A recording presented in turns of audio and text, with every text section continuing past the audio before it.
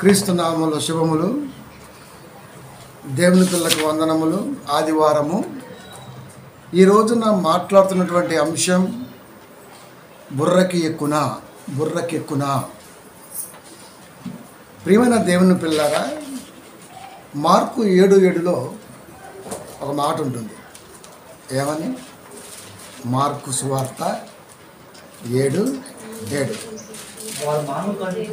వారు మానవులు కల్పించిన పద్ధతులు దేవుడే ఉపదేశించాడు అని ఉపదేశించుచు బోధించుచు వ్యర్థముగా ఆరాధించుదురు. దేవుణ్ణి ఆరాధించటం అంటే ప్రతి ఆదివారం కామన్గా సంఘానికి వెళ్ళి అక్కడ స్తుతి ఆరాధన చేసి 2-3 రెఫరెన్స్లు చదువుకొని ఆ తర్వాత సంఘ కార్యక్రమాల దైవ కార్యక్రమాలుగా చూపి బయటకు వచ్చేసి అమ్మయ్య ఈ రోజుకి అవుట్ అన్నట్టుగా కాదు. దేవుణ్ణి ఆరాధించటం అంటే 4:24 యోహాను సువార్త, తండ్రిని ఆరాధించేవారు ఆత్మతోను అన్నాడు.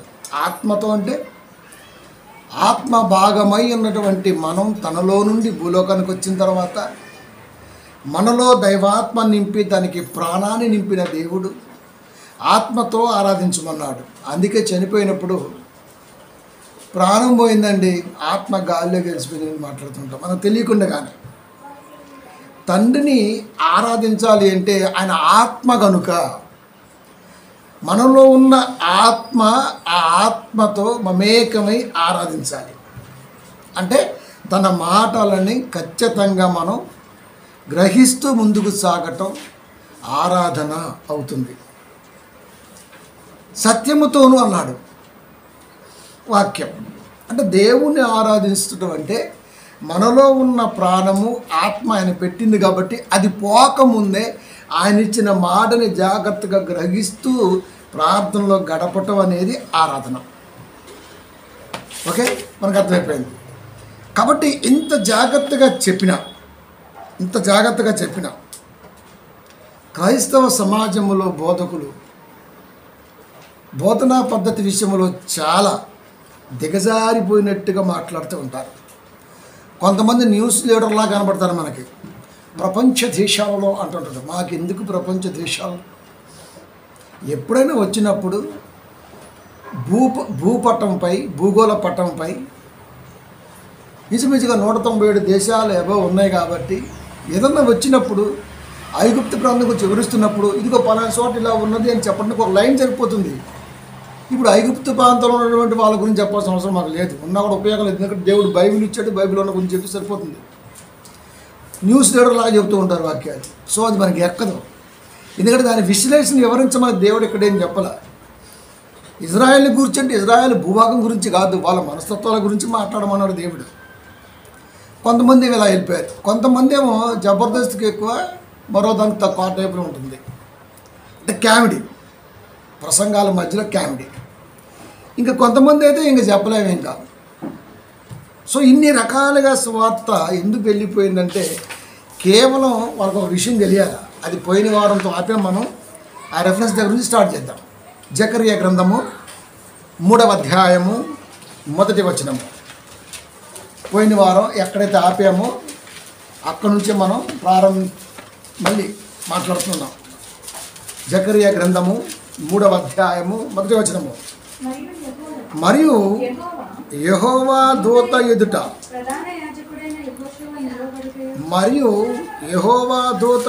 ప్రధాన యాజకుడైన యెహోషువ. ప్రధాన యాజకుడు అంటే పాస్టర్ గారు. ఒక పాస్టర్ గారు నిలబడ్డారు. ఎక్కడ అంటే యెహోవా దూత ఎదుట ఒక పాస్టర్ గారు నిలబడ్డారు. ఆ పాస్టర్ గారికి కుడి పక్కనే ఉన్నారు తెలుసా? సాతానుడు ఉన్నాడు. యెహోషువ నిలవబడుటయు సాతాను ఫిర్యాది అయి అతని కుడి పార్శ్వం నిలవబడుటయు అతడు నాకు కనపరిచెను. దేవుని దూత ఎదుట కాపరికి రైట్ సైడ్లో సాతానుడు, ఇద్దరు కలిసి దేవుని దూత ఎదుట నిలబడ్డారు. అది దర్శనములో జకరియా గారికి దేవుడు చూపిస్తున్నాడు. ఒకసారి చూడు, నా దూత కనబడుతుంది, నా దూత ఎదుట నా బోధకుడు కనబడుతున్నాడు. ఆ బోధకుడు ఎదుట పక్కన సాతానుడు కనబడుతున్నాడు. కనబడుతుందా? కనబడుతుంది. కనుక పాస్టర్ అనేవాడు భూమి మీద బోధనా విధానం ఎలా చేశాడో రివీల్ చేస్తున్నాడు. ఇదిగో ఇలా చేశాడు బోధ. ఈయన చెబుతున్నాడు నేను బాగానే చేశా. కాదు ఇదిగో ఇలా చేశాడు, నా దగ్గర ఉంది. అదే భూప్రదభో వీడియోలో మాట్లాడుతూ లాస్ట్లో సాతాను ఫిర్యాది అయి యెహోషువ కుడి పక్కన నిలబడ్డాడు. అంటే కాపరి అనేవాడు రేపు కళ్ళు మూసిన తర్వాత సంఘానికి ఎలాంటి బోధ చేశాడు? ప్రకృతి సంబంధమైన బోధ చేశాడా? భూ సంబంధమైన బోధ చేశాడా? దయ్యముల జ్ఞానం వంటి బోధ. నిజంగా దేవుడే నాకు ఇది ఇచ్చాడు. చాలామంది మాట్లాడుతుంటారు, నాకు మాత్రమే కృపావరం ఇచ్చాడు దేవుడు అంటాడు. దేవుడు స్వార్థపరుడు అవుతాడు.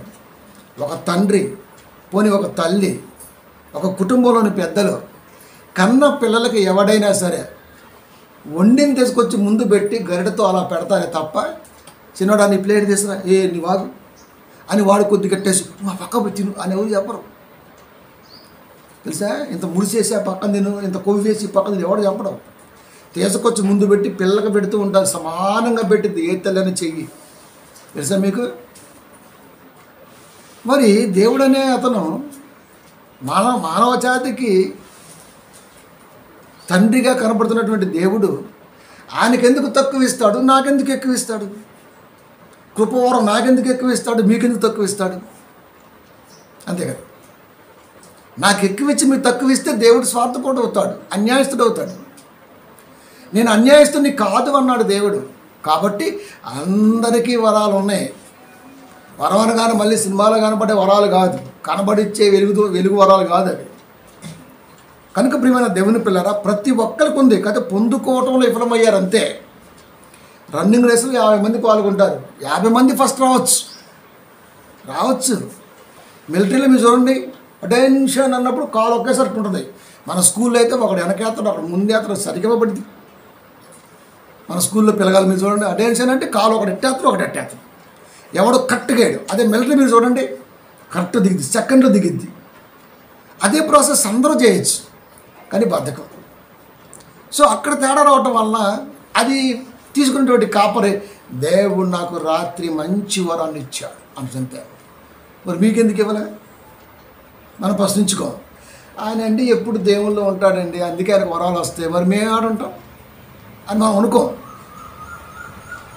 కాబట్టి ప్రియమైన దేవుని పిల్లరా, దేవుడు స్వార్థపరుడు కానప్పుడు, అందరికీ ఇచ్చినప్పుడు, అందరూ కూడా దేవుళ్ళలో అన్నీ అనుభవిస్తూ అర్హులైనప్పుడు కొందరికే ఎందుకు తగ్గుతుంది అని మనం ఆలోచిస్తే, ఆ తగ్గించుకుంటున్న, ఆ పొందుకుంటున్న విధానంలో ఎలాంటి బోధనా పద్ధతిని ప్రజల మధ్య ఇంజెక్ట్ చేశాడన్నది మాత్రం ఖచ్చితంగా రిపోర్ట్ ఇవ్వాలి. మరణ వాంగ్మూలం అంటే సావడానికి ముందు, ఇది చనిపోయిన తర్వాత బ్రతకడానికి వాంగ్మూలం. ఇది అది మరణమైన తర్వాత జీవానికి సంబంధించినటువంటి వాంగ్మూలం. కనుక మరణ జీవన వాంగ్మూలం, మరణ వాంగ్మూలం అంటే ఇది సావడానికి ముందు, సచ్చి బతకడానికి అది. ప్రతి కాపరి మరణ జీవన వాంగ్మూలాన్ని కలిగి ఉండాల్సిందే. సాతాను ఫిర్యాది అయి కుడి పక్కన ఉన్నాడు, రైట్. ఇప్పుడు ఏం చెప్తాడు? అయ్యా నేను క్రిస్మస్కి మనిషికి ఇంటి మీద 500 దొబ్బానయ్యా, 500 ఓయ్ అంటది కదా ఏదో దాంట్లో అబద్ధం పడుతున్నట్టుగా. ఇప్పుడు ఏం చేయాలి? 500 కాదు సార్, మా పాస్టర్ గారు 5,000. తెలుసా? ఎక్కడ కట్టండి ఇల్లు, వాళ్ళ సొంతూరులు కట్టుకుంటాడు. ఏ కాపురం మీరు చూడండి, ఒక చోట. మనలు కూడా అంతేనండి, పొలిటీషియన్ కూడా అంతే ఉంటారు. రాజకీయం వేడి చేస్తారు, వ్యాపారం ఆడుంటుంది. ఒక ఉంది నక్సలైట్ నుంచి మంచి తిట్టంగా ముందుకు వచ్చింది, పిలిచి మంచి పోస్ట్ ఇచ్చారు.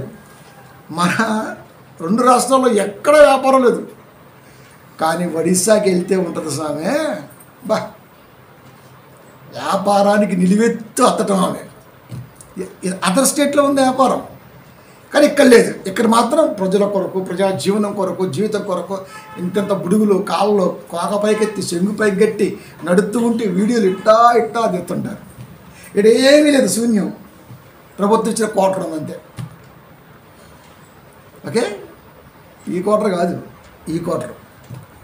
కాబట్టి ప్రియమైన దేవుని పిల్లరా, కానీ పక్క స్టేట్కి వెళ్ళామనుకోండి, ఒడిస్సా వెళ్ళామనుకోండి, ఒడిస్సాలో లక్షల కోట్ల వ్యాపారాలు ఉన్నాయి తెలుసా. అవన్నీ కూడా అండర్ కవర్లో పనిచేస్తున్నాయి. కాబట్టి ప్రియమైన దేవుని పిల్లరా, వీళ్ళు కూడా అంతే. ఆ ఉండ ఊరిలో కాపర్ గారికి కరెక్ట్గా మోటార్ బైక్ కూడా ఉండదు. మనం ఎవడో లిఫ్ట్ ఎత్తుంటాం.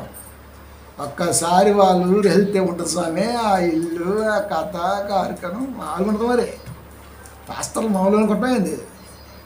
కాబట్టి ప్రియమైన దేవుని పిల్లరా, లెక్క అప్పు చెప్పాల్సిందే. క్రిస్మస్కి ఎంత వేసావు, జనవరికి ఎంత వేసావు, లెక్క వస్తుంది. ఆ వీడియో ఎవరి దగ్గర ఉంది? సాతాన్ దగ్గర ఉంది. ఎందుకంటే వాడే మనకంటే ముందు రికార్డ్ చేస్తున్నాడు కాబట్టి. మనం ఆల్రెడీ చేసి పెడుతున్నాం నెట్లో, కానీ వాడు కూడా చేసి జాగ్రత్త పరుచుకుంటున్నాడు. కాబట్టి ప్రియమైన దేవుని పిల్లరా, సాతాను ఫిర్యాది అయి దేవుడికి మన గురించి చెప్పడం కాదు, మనమే వాక్యం అంటే ఏమిటో, దేవుడు గొప్పతనం ఏంటో రికార్డ్ చేసేవాడికి సైతం దిమ్మ తిరిగిపోయే ప్రసంగాలు ప్రపంచానికి ఇవ్వాలన్నది దేవుడి కాన్సెప్ట్. అందుకే ఇన్ని జాగ్రత్తలు చెప్పినా అదేమి ఎక్కకోకుండా వాక్యాన్ని ఎప్పుడైతే తక్కువ చేసో లేకపోతే జోకు చేసో మాట్లాడటం వలన దేవుడు సంధించిన సంధింపే బుర్రకెక్కునా. ప్రియమైన దేవుని పిల్లరా, కాబట్టి జకర్యా 3:1 చెప్పినట్టుగా సాతాను ఫిర్యాది అయి ఉన్నాడు. ఇప్పుడు బోధన ఎలా చేస్తున్నది? సంఘానికి వచ్చి సంఘంలో జాగ్రత్తగా వాక్యం వింటే బోధిస్తున్న బోధకుడు దేని దృష్టిలో పెట్టుకొని బోధిస్తున్నాడో మనకు అర్థమైపోతుంది. పొగుడుతున్నాడా? క్లాసులో టీచర్ పొగడు తెలుసా మీకు? క్లాసులో టీచరు ఒక రెస్పాన్స్ కలిగి, ఒక రెస్పాన్సిబుల్ క్యాండిడేట్గా ప్రభుత్వం ఏదైతే జారీ చేసిందో ఆ సబ్జెక్ట్ని కూలంకషంగా చాలా క్షుణ్ణంగా పిల్లలకి చెప్పే ప్రయత్నం చేసింది. ఎందుకంటే ప్రతి ఓడు ఒక మన సైంటిస్ట్ ఉన్నాడు కదా పెద్ద ఆయనలాగా అవ్వాలని. ఏం పేరు అని పేరు? చెన్నైలో ఉంటుంది అబ్దుల్ గారు పెట్టిన భిక్షే మరి మన యుద్ధం కలిసింది. బ్రహ్మోస్ రష్యా టెక్నాలజీతో అద్భుతమైనటువంటి వేతో సెకండ్కి ఇన్ని కిలోమీటర్లు వెళ్ళి కొట్టగలదాన్ని కాన్సెప్ట్ చేశాడు. దాన్ని ఎవరు ఏ రాడార్ గుర్తించదంట. ఏ రాడార్లో కూడా దొరకనటువంటి ఏకైక మిజైల్ బ్రహ్మోస్. అది ఎవరిది? దాని కర్త ఎవరో? మన అబ్దుల్ కలాం. అది కాబట్టి ప్రియమైన దేవుని పిల్లరా, అంత గొప్పలు కావాలని టీచర్ గారు కళ్ళగని పాఠం చెబుతారు. మరి సంఘములో ఉన్న పిల్లలకు కూడా వాక్యం ఈ రేంజ్లో అందాలని కాపరి ఒక మంచి కాన్సెప్ట్ చెప్పాలి తెలుసా. వాక్యం తక్కువ. మొన్న మా సిస్టర్ ఇంటికి వెళ్ళానండి, వద్దనగా నాటుకోడి కోసిందండి. ఇప్పుడు అంటే అర్థం ఏంటి? ఈసారి కూడా నాటుకోడి కొయ్యాలి. మాకు ఎందుకురా బొమ్మల సంగతి, గారెలో బోర మాకు ఎందుకురా, నాటుకోడి కోసావా? రోజు పోతారు కొయ్యి చూద్దాం. కాబట్టి ప్రియమైన దేవుని పిల్లలు పొగడతా అంటే నెక్స్ట్ వినే వాళ్ళకి, ఈసారి అయ్యగారు మా ఇంటికి వస్తే నాటుకోడి కాదు పంది మాసం తేవాలి కాన్సెప్టు. అది తెలుసా, పావుడల మాసం తేవాలి, ఏదో ఒకటి ఉంటుందిగా. అంటే వాళ్ళు ఏం పెట్టారో ఇక్కడ చెప్పకపోతే వచ్చిన ఆశయం ఉంది. వాళ్ళ గురించి గొప్పగా చెప్పాను వాక్యంలో అని చెప్పడానికి. మనం అలా చెప్పం. నువ్వు పెట్టే ప్రతి ఖర్చు దేవుడి అకౌంట్లో భద్రంగా ఉంటుంది. సో అక్కడున్నప్పుడు దాని గురించి కోర్టులో ఉన్న తర్వాత మనం మాట్లాడకూడదు. ఇంకా ఒక విషయం కోర్టులో ఉన్నప్పుడు బయట దాని గురించి మాట్లాడరు. ఎవరైనా ఏమంటారు? అది కోర్టు పరిధిలో ఉందండి, మేము మాట్లాడకూడదు అంటారు. దైవ పరిధిలో నీ కష్టం, నీ త్యాగం ఇవన్నీ కూడా ఉన్నప్పుడు మనం ఎలా మాట్లాడతాం? సో ఇది తప్పే. అంటే ఇది లౌకికాత్మ. అంటే ఎదుటివాడిని బొట్లు వేసుకోవటమో లేకపోతే ఇంకా మనం ఏదైనా ఆశించటమో, ఈ కాన్సెప్ట్ బోధించే బోధకుల సంఖ్య ఎక్కువైపోయింది. దీన్ని ఏమంటామంటే లౌకికాత్మ. వాక్యంతో ముడిపడినట్టే ఉంటుంది. ఈ లౌకికాత్మ గల బోధకులు ఎక్కువైపోయారు. దాన్ని కూడా ఆస్వాదించే విశ్వాసులు ఎక్కువైపోయారు. కాపురు గారు పొగడాలి, కాపురు గారు 10 సార్లు రోజు ఫోన్ చేయాలి. ఏం చేస్తున్నావమ్మా, ఇస్త్రీ వేసుకున్నావా, చూసావా ఎంత కేరు మా మీద, నీకు తెలీదా ఇస్త్రీ చేసుకోవాలని చెప్పాలా? శుచి శుభ్రత అంటే అర్థం ఏంటండి? దాంట్లోనే అన్నీ విడిమర్చి ఉంటాయి. ఇప్పుడు చెప్పాలా? ఏం కూర, అరే ఆ కూర ఎందుకు, ఇది వేసుకోవచ్చు, ఈ సొత్తు ఎంత ఎందుకు, ఇలాంటివి ఎవరికి కావాలి తెలుసా? ఏ లౌకికాత్మ కలిగి ఉన్న కాపరైతే ఉంటాడో, ఎలాంటి లౌకికాత్మను పొందుకున్నటువంటి పిల్లగా ఉంటారో వాళ్ళిద్దరి మధ్య సంభాషించి తొండ బ్యాచ్ అంటాం కదా, మన తొండ అంటే అది ఇది కావాలి ఊరికే. నాకు అట్లా కాదు, వాక్యం చెప్పామో ఒక నమ్మకం. దేవుడు లోకాన్ని కలిగించాడు, భూలోకాన్ని పంపాడు, దెయ్యం కూడా వదిలిపడేశాడు. దెయ్యాన్ని చేసుకోపోయి ఏం చేసుకుంటావు, దేవుడే వదిలేడు దెయ్యాన్ని. కటిక చీకటి బెలములో కొన్ని కోట్ల సంవత్సరాలు బంధింపబడ్డ దెయ్యాన్ని భూలోకాన్ని కలిగించిన తర్వాత, భూలోకంలో పిల్లలు వచ్చిన తర్వాత ఏం చేసుకుంటూ చేసుకోపో, భూలోకంలో ఉంది నా వారసులు అని చెప్పి వదిలేశాడు దెయ్యాన్ని. కాన్సెప్ట్ ఉండి ఎలా ఉందో అదే కాన్సెప్ట్ అశోక్ సినిమాలో ఉంది, జూనియర్ ఎన్టీఆర్ సినిమాలో. లాస్ట్లో మీరు చూడండి, మనం సినిమాగా చూస్తాం, అందుకే మనకు అర్థమై సాగదు. నేను ఒక మగాడిని కన్నాను, వాడి చెల్లిని కాపాడుకుంటాడు, రే తొందరగా వచ్చాయి అని వెళ్ళిపోతుంది తండ్రి. ఎక్కడదా కాన్సెప్ట్? ప్రతి డైరెక్టర్ పైకి జరుగుతాడు, సినిమాటిక్గా మలుస్తాడు. ఒక కన్న కొడుకు మీద వాడి చెల్లిని పట్టకపోతే ఒక తండ్రికి ఉన్న నమ్మకం, వాడిని కొట్టి నా కూతురుని తెస్తాడు, వాడి చెల్లిని తెచ్చుకుంటాడని. దేవుడిది కదా కాన్సెప్ట్. మన ఏమో ఈజీ లేస్తుంటారు సినిమా మనిషి ఒక కొడతావు ఎవరు చూడకుండా, నువ్వు మరి ఆ బురద చూస్తే అలా కొడతావు మరి సినిమా. ఈ కాన్సెప్ట్ మా నాన్నది కదా, మా డాడీది కదా, నా దేవుడిది కదా. లోకాన్ని కలిగించి అన్నీ ఇచ్చి మమ్మల్ని పంపి మా మీద నమ్మకంతో దెయ్యాన్ని కూడా వదిలేశాడు, వదిలేశాడు. రిలీజ్ ఏం చేసుకుంటావు. వాళ్ళు నా బిడ్డలు ఒక నమ్మకం. ఎంత నమ్మకం మనకు బిడ్డల మీద చెప్పండి, ఉండదా? ఉంటుంది.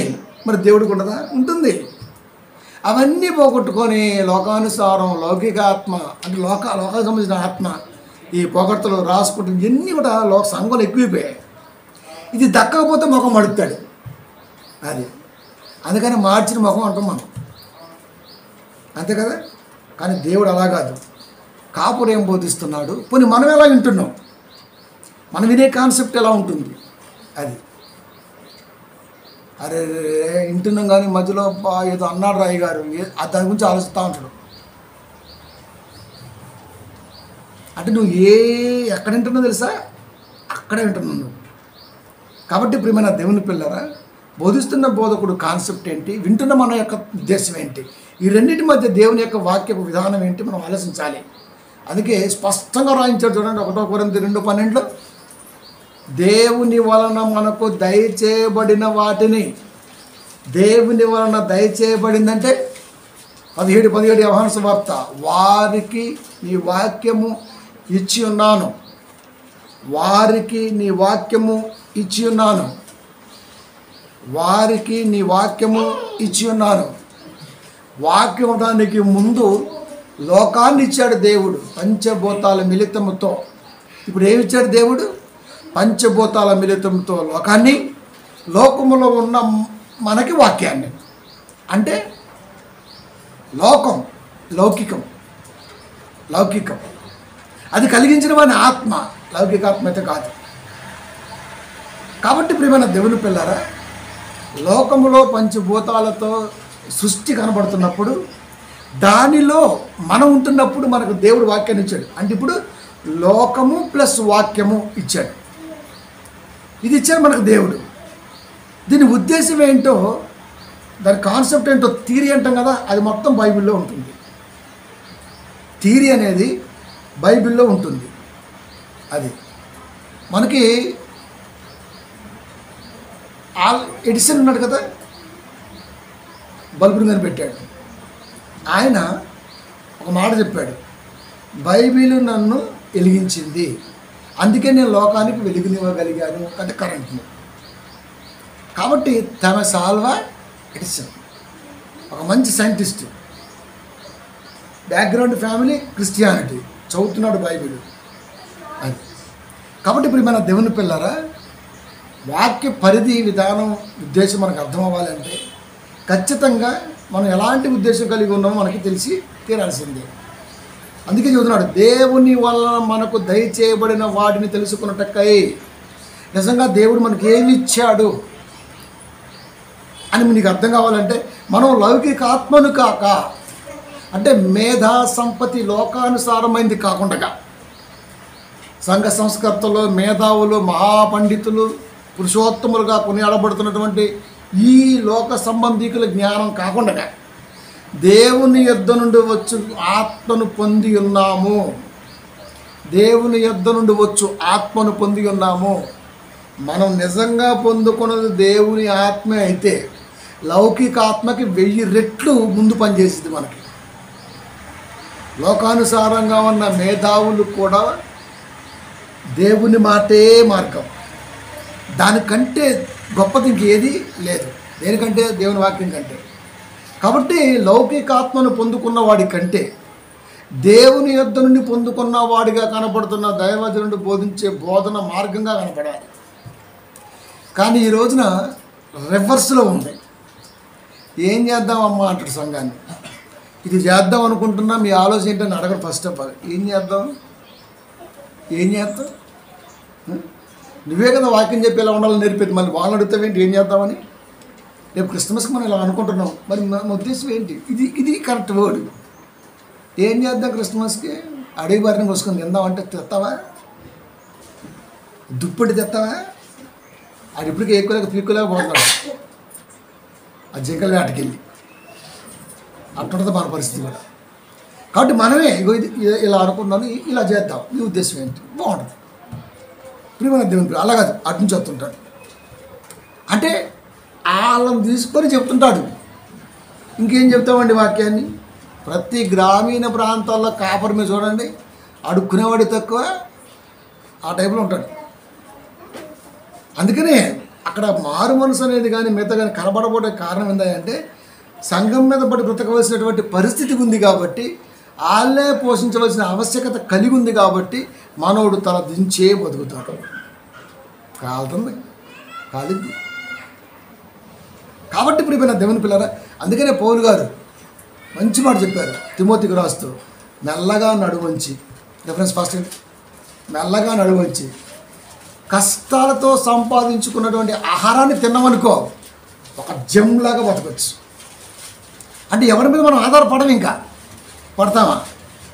పడము. ఇంకా మనమే పెట్టే స్థితిలోకి ఎత్తడానికి ప్రయత్నం చేస్తుంటాం. సంఘం మీద ఆధారపడి బోధించే బోధకుడి పరిస్థితి ముందుకెళ్తే నొయ్యి, వెనకొత్తే గొయ్యి. అది అడకత్తెరలో పోవచెక్క, అది పిండబోయే నిమ్మకాయ, ఆ టైప్లో ఉంటాడు. అందుకనే మనం ఎప్పుడు కూడా స్వతంత్రంగా బ్రతకడానికి ఎప్పుడైతే నిర్ణయించుకుంటామో బానిసగా ఉండడానికి ఇష్టపడము. ఇక బానిసగా ఉండడానికి ఇష్టపడ్డామో స్వతంత్రంగా ఎదగడానికి మనసు పెట్టలేము. కాబట్టి ఇప్పుడు మన దేవుని పిల్లరా, కాపర్ అనే అతను పౌలు లాంటి ఉద్దండుడే డేరాలు గుడుతూ వచ్చిన దాంట్లో తను తింటూ మిగతా వాళ్ళకు పెడుతూ మళ్ళీ సంఘం నుంచి ఏమైనా ప్రేమతో ఇస్తే అవి కూడా కలిపి ఇస్తూ సేవ జరిగించాడు. అందుకనే 14 పుస్తకాలు ఇంత గొప్పగా రాయడానికి కారణమయ్యాడు. నా వెనక ఉన్న వాటిని పెంటగా ఎంచాను అని చెప్పగలిగిన ఏకైక ధీరుడు పౌలు గారు. కాపురం చెప్పానండి, బంగారం దేవునికి ఆశీర్వాదము అంటాడు. యాడేసుకుంటాం, సస్తే సోపేసి లాగేస్తారు. తెలుసా మీకు? గ్లెజరీ ఉంటుంది సోప్కి. అది మంచి కొత్త సోపు తెచ్చుకొచ్చి, కొత్త సోపు ఎట్టుంటుంది, జారిపోతుంటుంది, బాగుంటుంది లేరు. కొత్త సోపు తెచ్చుకొచ్చి పాతే ఇద్దరు సతీశవాన్ని తెలుసా మీకు? కొత్తే ఏ మొలతోట పొలతోట స్నానం చేసాడు. మీరు చూడండి, జరగండి ఎవరు మొడతాడు అంటున్నాడు. ఎందుకు ఇటు మొడతాం దుబ్బేద్దాం, ఎందుకు మొడతాలా? అది తెలుసా మీకు? అందుకనే ఫస్ట్ స్నానం చేసేటప్పుడు మొత్తం తీసేసి ఇంకంతే 2-3 కలిసి రుద్దుతూ ఉంటారు, ఏమన్నా లాగేసుకుందామని. ప్రేమైన దేవుని పిల్లలు, ఎందుకంటే సోప్ వేయగానే మెత్తకుంటే లాగేస్తారు కాబట్టి ఆ టైపు. అలా ఉండటానికి వీల్లేదు దేవుడి దగ్గర. కాబట్టి ప్రేమైన దేవుని పిల్లారా, దేవుని యొద్ద నుండి వచ్చు ఆత్మని పొందుకున్నాడు గనకనే, తన వెనక ఉన్న వాటిని పెంటగా ఎంచాడు గనకనే అంత అద్భుతంగా ప్రపంచానికి సవాల్తో కూడిన 14 పుస్తకాలు రాశాడు. మనం గొప్పగా చెప్పుకుంటాం, కానీ అడక్క తినే బ్యాచ్ అంటే అలా కాదు. కనుక స్వతంత్రంగా ఎప్పుడైతే మనం నిలబడ్డామో, ఎవరి మీద ఆధారపడమో, అప్పుడు మన దగ్గర ఒక రాయల్టీ ఉంటుంది. దేవుడి వాక్యాన్ని చంపకూడదు, చంపేవాడిని ఊరుకోకూడదు. అది ఆ కాన్సెప్ట్లో ఉన్నామనుకో, నువ్వు ఎంతటి బోధకుడు అయినా సరే ఖచ్చితంగా సమాధానం చెప్పే తీరుతావు. అది సమాధానం చెప్పే తీరుతావు. అంత గొప్పగా ఎదుగుతావా? ఎదగాలి అని కోరుకున్నాడు. ఎదిగి చూపించినటువంటి బ్యాచ్ కూడా మనకి కనపడుతుంది బైబిల్లో. 1 కొరింథీ 2:6. ఎందుకంటే దెయ్యం ఫిర్యాదే ఉంది, వీడు ఎలా బోధిస్తున్నాడో దేవుడి దగ్గర చెబుతా. నువ్వు నా గురించి చెప్పడం ఏంది? నేనే వెళ్ళిపోయాడు, తాను తీసేసే ప్రభు అని చెప్పడమే. ఎవడో వచ్చి చెప్పడం ఎందుకు? ఎవడో వచ్చి చెబితే బెరుకు, అదే మనమే చెప్పామనుకో హీరోయిజం. ఎవడో మన గురించి కంప్లైంట్ ఇవ్వటం ఎందుకు? టీచర్ కాడికి వెళ్ళి, టీచర్ జామ చెట్టు కనపడింది, జామ పండు కనపడింది, అటు ఇటు చూశాను, రాయేసాను, కొట్టాను, మొత్తం పడింది, అలా పక్కకి వెళ్ళాను, కూర్చున్నాను, తిన్నాను, ఇగో ఇక్కడ అంటింది. అది చెప్పడానికి వచ్చాడు వీడు. కొట్టేవారా? మరి వాడు కూడా పెట్టచ్చు కదా, భలేవాడు ఎక్కువ కూర్చో అంటదన్నమాట. అదే ఇది దాచుకుని అనుకో, అది ఆడు ఎందుకు చెబుతాడో. ఒకటి కొంత చెబుతారు అబద్ధాలు, కనుక మనం చెబితే అయిపోలా. అందుకే పౌలు గారు, నువ్వు నా గురించి చెప్పటం ఏంది, నేనే చెప్తా ప్రపంచానికి నా గురించి, నువ్వు సాక్ష్యం అన్నాడు. అంతే. ఏమన్నాడు తెలుసా? 2 కొరింథీలో 1 కొరింథీ, పరిపూర్ణులైన వారి మధ్య జ్ఞానమును బోధించుచున్నాము అన్నడా, బోధించుచున్నాను అన్నడా? బోధించు అంటే ప్యూరల్ వర్డ్, అంటే బహువచనం. అంటే పౌలు గారితో ఇంకెవరున్నారు? పౌలు గారితో వాక్యాన్ని ప్రేమించిన పిల్లలు ఉన్నారు. ఒక కాపరి చుట్టూ వాక్యాన్ని ప్రేమించే పిల్ల కావాలా?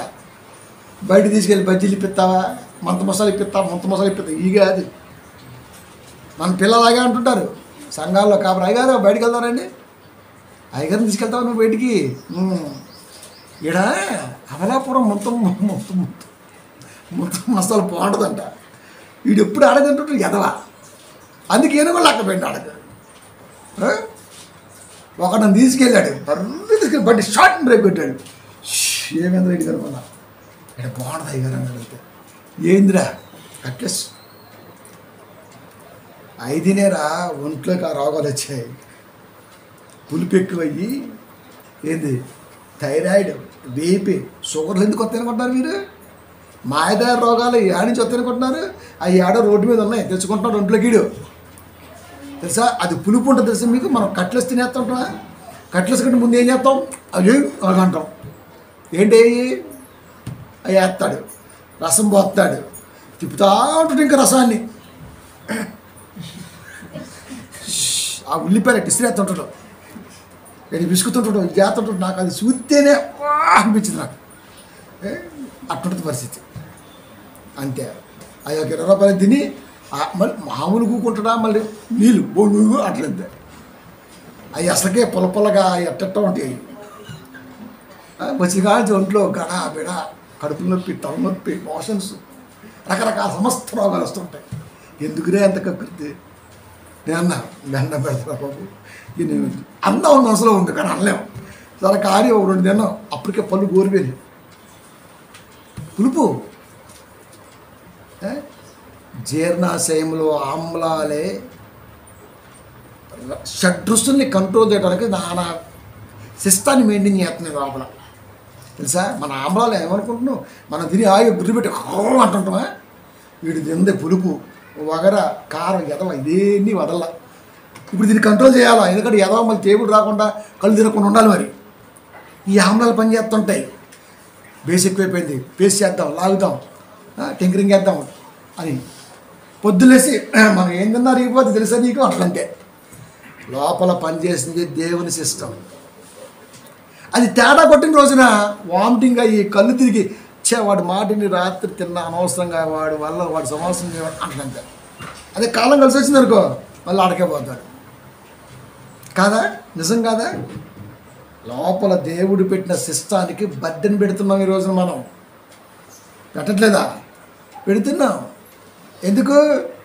జ్ఞానం బోధించడం చేతగాక. పరిపూర్ణులైన వారి మధ్య జ్ఞానాన్ని బోధిస్తున్నప్పుడు జ్ఞానంగా బోధించే నేను నా ఆయుష్ కాలం ఎంత ఉన్నది అని తెలుసుకోవడానికి ఎలాంటి ప్రయత్నం చేయాలి? 60 ఏళ్ళు ఇక సార్లే పిల్లగాలు సెటిల్ అయిపోయారని చెప్పేసి కాలేసుకొని చదువుతూ ఉంటాడు పేపర్. టీ తీసుకురా అంటాడు. అంతే. టీ, కాఫీ, బోర్నంట మొత్తం వేస్తాడు. ఒక 76 సంవత్సరాల ముసలాయన రోజు 2:30-3 లేస్తాడు, పాలేస్తాడు. మా ఏజెంట్ 76 అంటే మీరు నమ్మరు, ఎంత యాక్టివ్గా ఉంటాడు. మెట్లు టొక్కటొక్కటుంటాడు.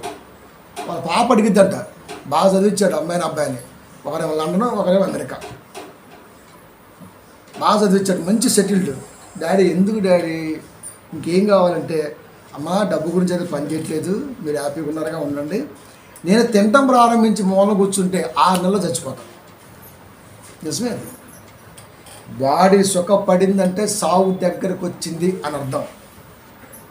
76 సంవత్సరాలు ఉన్న 5 మెట్లు పైకెక్కి పాలు దించుకొని 2-3 గంటల కష్టపడి యాక్టివ్గా మళ్ళీ మాతో పాటు సమానంగా పనిచేస్తుందంటే ఏమనాలి? ఎప్పుడైనా బయట ఏమైనా తింటాడేమో అని చూస్తే ఆడికి వెళ్ళి వాసన పిలుతాడేమో కానీ తినడం. అలాగని తింటామని కాదు, వాళ్ళు తింటాడు. ఎవరైనా వచ్చి కలిసినప్పుడు రండి తిందాం అంటాడు, 2-3 తింటాడు, అంతే సింపుల్గా. అంటే శరీరాన్ని ఎంతగా కాపాడుకోవాలో వాక్యం లేని వాడిని చూసి నేర్చుకోవాలా? శరీరాన్ని ఎలా కాపాడుకుంటే దేవుడికి ఉపయోగమో వాక్యాన్ని బట్టి నేర్చుకోవాలా? ఇది దేవుడు అడుగుతుంది. పరిపూర్ణులైన వారి మధ్య జ్ఞానాన్ని బోధించున్నాము. అది ఈ లోక జ్ఞానము కాదు, నిరర్థకులైపోవచ్చున్న ఈ లోకాధికారుల జ్ఞానము కాదు. అది ఇది లోక జ్ఞానం కాదు. పరిపూర్ణులైన వారంటే నువ్వు ఎంత గొప్ప కాపరివైనా వాక్యం దగ్గర విద్యార్థివే. ఇంటర్నేషనల్ స్పీకర్ అయినా వాక్యం దగ్గర విద్యార్థివే. అంటే దేవుడి దగ్గర ఎప్పుడైనా విద్యార్థే. చాలామంది మీరు చూడండి, బస్ స్టాండ్లోనో, రైల్వే స్టేషన్లోనో, ఆటో స్టాండ్లోనో, మాస్టర్ నేను మాస్టర్ మీ దగ్గర ఇంటర్మీడియట్ చదువుకున్నాను, 10th చదువుకున్నాను, ఆ రోజు మీరు నాకు ఇలా నేర్పారు, కొన్ని ఇలా కొట్టారు, ఇలా అన్నారు, ఈరోజు నేనే మాస్టర్, ఇదిగో నాకు ఒక సిస్టమ్ ఉంది, నేను ఈ ఆఫీసర్ అయ్యాను. Oh my God, thank you నాన్న, బాగున్నావా అంటాడు. అంతే. వాడు ఐఏఎస్ ఆఫీసర్ అయినా ఎవడైనా సరే గురువునికి ఎక్కడ కనపడ్డా ఖచ్చితంగా గురు నమస్కారం చేయాల్సిందే, మీ స్టూడెంట్ని అని చెప్పుకోవాల్సిందే. గురువుకి మించిపోలేడు. దైవ జ్ఞానానికి మించి లోక జ్ఞానము వెళ్ళదు కూడా. అలా మేము బతికాము, బోధించామని పౌలు గారు మాట్లాడుతుంటే దెయ్యం రాసుకుంటుంది. ఓ అయ్యా, నేనేం చెప్పాలి? ఇంకా దేవుడి దగ్గర ఫిర్యాది నిలబడ్డప్పుడు ఈ బ్యాచ్ గురించి నేనేం చెప్పగలను? సంఘానికి రారని చెప్పగలనా? వాక్యం వినరని చెప్పగలనా? వాక్యం కొరకు నిలబడరని చెప్పగలనా? ఏమని చెప్పగలను? పెంటగాయించి ముందుకెళ్ళినప్పుడే నా ఫీజులు లేచిపోయాయి అని అది రిపోర్ట్ ఇచ్చింది. బుర్రకెక్కుతుందండి? వాక్యం అంటే ఇంత ఉంటుంది. ఇలా ఉంటేనే నిలబెట్టగలం. పరిపూర్ణులైన వారి మధ్య వాక్యాన్ని బోధించే పిల్లలుగా ఉండేటట్టుగా కాపరి చుట్టూ ఎదగాలి.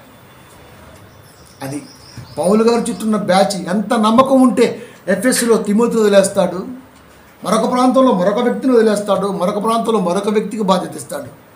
ఎంత నమ్మకం!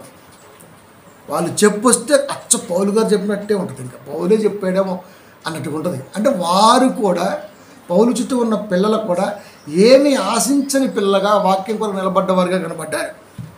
ఆ నమ్మకంతో నేను బాధ్యత ఇచ్చాడు. అంతే కదా? అంటే అలా ఎదగాలి వాక్యములో. అప్పుడు ఎలాంటి కంప్లైంట్ అయినా దెయ్యం మన మీద ఇచ్చే ఛాన్స్ అయితే దానికి దొరకదు. ఎప్పుడైతే అలా బోధిస్తామో ఖచ్చితంగా లోపాన్ని అయితే ఖచ్చితంగా చెప్పగలం. ఎత్తి చూపడం కాదు. పౌలు గారు ఉన్నారు, తనకున్నదాన్ని పెంటగా పెంచాడు. అంటే అర్థం ఏంటి? తనకి ఎంత ఉందో ఆల్రెడీ చెప్పాడు. రోమా సామ్రాజ్యాధికారుల దగ్గర కాంట్రాక్టర్గా పనిచేస్తుందంటే ఎంత ఉంటుంది? డేరాలు అమ్మటం, డేరాలు కొట్టడం. అప్పుడు ఆ రోజు డేరాలే కదా, యాడికి వెళ్ళినా సరే గుర్రాల మంది ఆగటం, డేరాలు వేయటం. ఎక్కడ అయినా సైన్యానికి కనీసం 100 డేరాలు వేయాలి. ఆ కాంట్రాక్ట్ అయిందే. ఎంత వచ్చుంటుంది చెప్పండి? అంతటి దాన్నే పెంటగా ఇచ్చాడంటే మనం ఇక్కడ ఆలోచించాలి. కాబట్టి అలాంటి పౌలు గారి మనస్తత్వం చెప్పేటప్పుడు ఖచ్చితంగా జాగ్రత్తగానో లేకపోతే మరో రకంగానో చెబుతూ ఎదుటివారిని మనం ఆలోచింపజేస్తాం. దాన్ని విమర్శ అనుకోకూడదు. దాన్ని ఏమనుకోవాలంటే మనకు ఒక దిక్సూచి లాంటిది. పౌలు లాంటి ఆయనే కాపరే దేవుడికి ఇంత పెట్టాడు, ఇలా వెళ్తున్నాడు, ఏం ఆశించట్లేదు. ఇది మనకు మార్గం. ఈ పక్కనేసి పౌలు గారు ఏం చెప్పారు, వేరే సంఘంలో ఉన్నదాన్ని తీసుకొచ్చి స్థానిక సంఘంలో పెడితే ఈ స్థానిక సంఘం వేరే దానికి పెట్టిద్ది అంటాడు. అంతే. అంటే ఇప్పుడు ఏం చేయాలి, మనం తీసుకెళ్ళి ఆడబెట్టాలి. అప్పుడు ఏం చేయాలి, అది ఎక్కడ పోయిందో చెప్పండి మనకి. అలాంటి బోధన సహవాసం ఎక్కువగా ఈ రోజున జరుగుతున్నది ఎక్కడ అంటే ఫాస్టర్ ఫెలోషిప్. లోకంలో అయితేనే సిండికేట్ అని మాట్లాడతాం, డివోషనల్గా వచ్చిందనుకో ఫాస్టర్ ఫెలోషిప్ అంటాం. లోకంలో అయితే 2 కంపెనీలు కలిస్తే సిండికేట్, 2 సంఘాలు కలిస్తే ఫెలోషిప్. పదాలు వేరైనా అర్థాలు భావాలు లోపల తాత్పర్యాలు కూడా ఒకటే. కాబట్టి ప్రియమైన దేవుని పిల్లరా, ఎంతటి వాడికైనా వాక్యం చెప్పగలం మేము, ఏ ప్రశ్నకైనా సరే సమాధానాన్ని దించగలం మేము అన్న ఆలోచనలో పిల్లలు ఎదగాలని దేవుడు కోరుకున్నాడు. అలా ఎదగాలి, నేను వాక్యంలో ఎదగాలి, వాడికంటే కాదు. మనకు మెంటర్ ఉన్నారంటే అది ఎవరో వాక్యం మాదిరి, నేనే మార్గం. మనకు మాదిరి వాక్యం, మనమే వాడిని చెప్తాం. వాడికంటే ఎక్కువ ఎదగాలి, వాడికంటే ఎక్కువ ఎదగకూడదు. వాడికి మనకు సంబంధం లేదు. వాడి ఎదుగుదల వాడిదే, మన ఎదుగుదల మనదే. ఈ 2 కలవచ్చు, ఒకటి ఎక్కొచ్చు, ఒకటి తగ్గొచ్చు. ఎక్కిందనుకో గర్వం వచ్చేద్ది, తగ్గిందనుకో అలసలు వచ్చేద్ది. అది ఎందుకంటే తగ్గును అనుకో అంటాం, ఎందుకంటే వాడిని చూసే కాబట్టి. అది ఎక్కేవనుకో అంటాం మనం. 2 ప్రమాదమే. అదే మనమే ఎవరికి సంబంధం లేకుండా మన వేలు మనమే వెళ్తుంటే అది ఎక్కేమో తగ్గేమో మనతో వచ్చేవాడు చెప్తాడు, ఇలా చూస్తాడు, ఇలా చూడొచ్చు కూడా. మనం ఇలాగే చూస్తుంటాం మామూలుగా. సో మనం ఇలాగే స్టెబిలిటీ ఉండాలి. అంత గొప్ప స్థితి మనం ఎప్పుడైతే కలిగి ఉంటామో అప్పుడు ఎంతటి వాడికైనా వాక్యాన్ని చెప్పగలం, వాడి దోషాన్ని కూడా వాక్యం ద్వారా వాడికి వివరించగలం. మీకా గ్రంథము 3వ అధ్యాయము 8వ వచనము.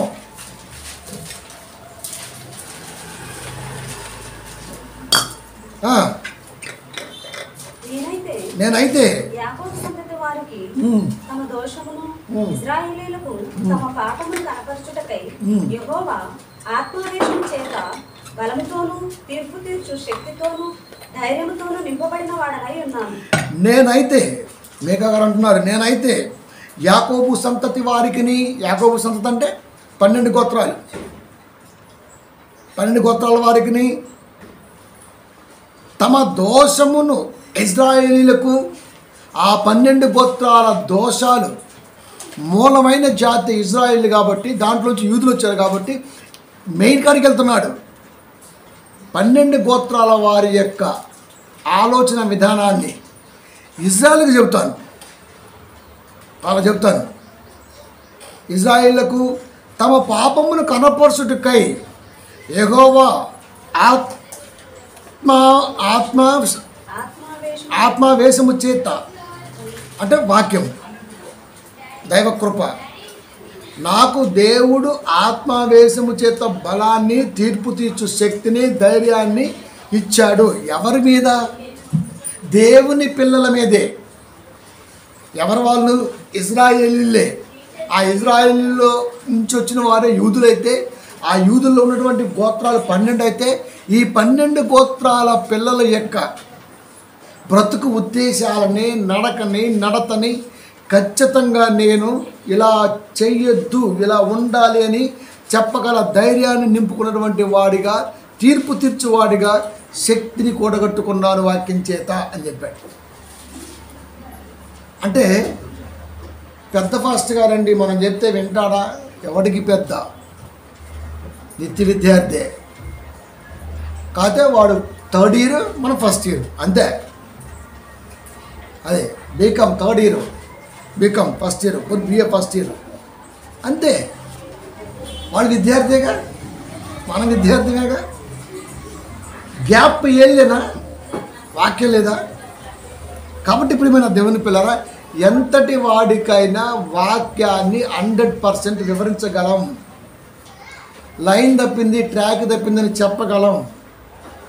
అది అలా చెప్పాం కూడా మనం చాలాసార్లు అనేక ప్రాంత సువార్తల్లో.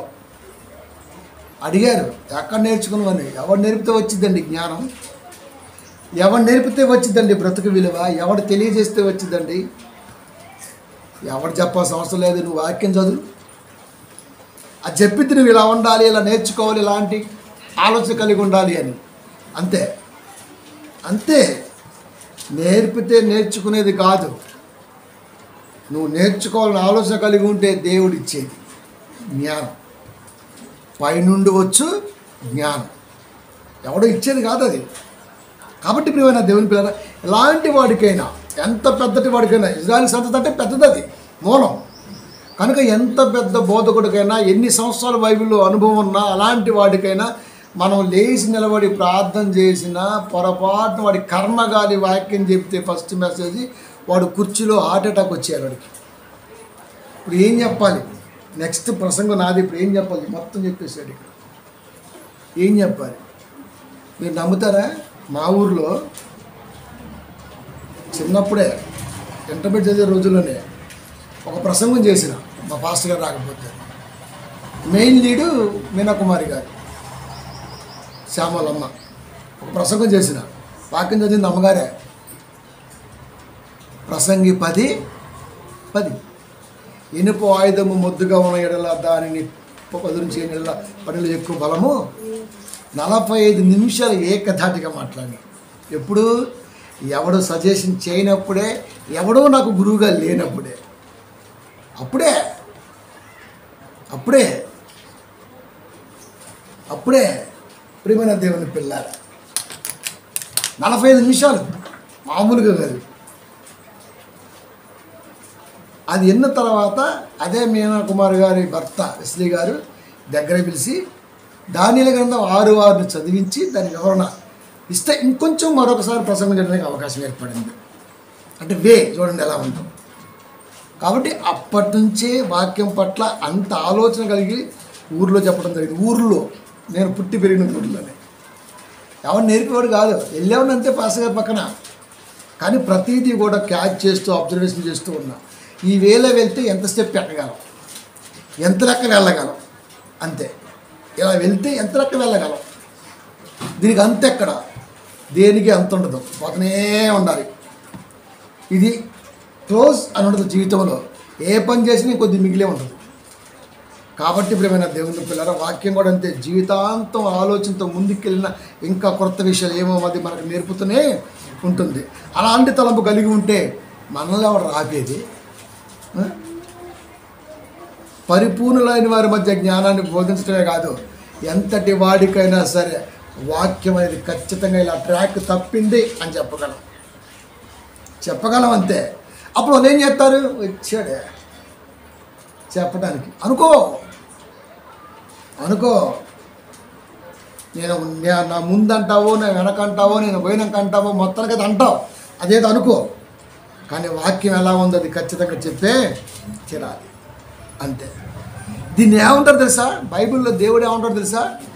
ఒక ప్రసంగం చేస్తుంటే దేవుడికి ఎలా కనపడతామంటే 1000 సమూహాలని గాడిద దవతో 3000 మందిని వేసినట్టుగా. ఎంతమంది? 1000 మంది. గాడిద దవడతో దావీదు యుద్ధం చేస్తే 1000 మంది.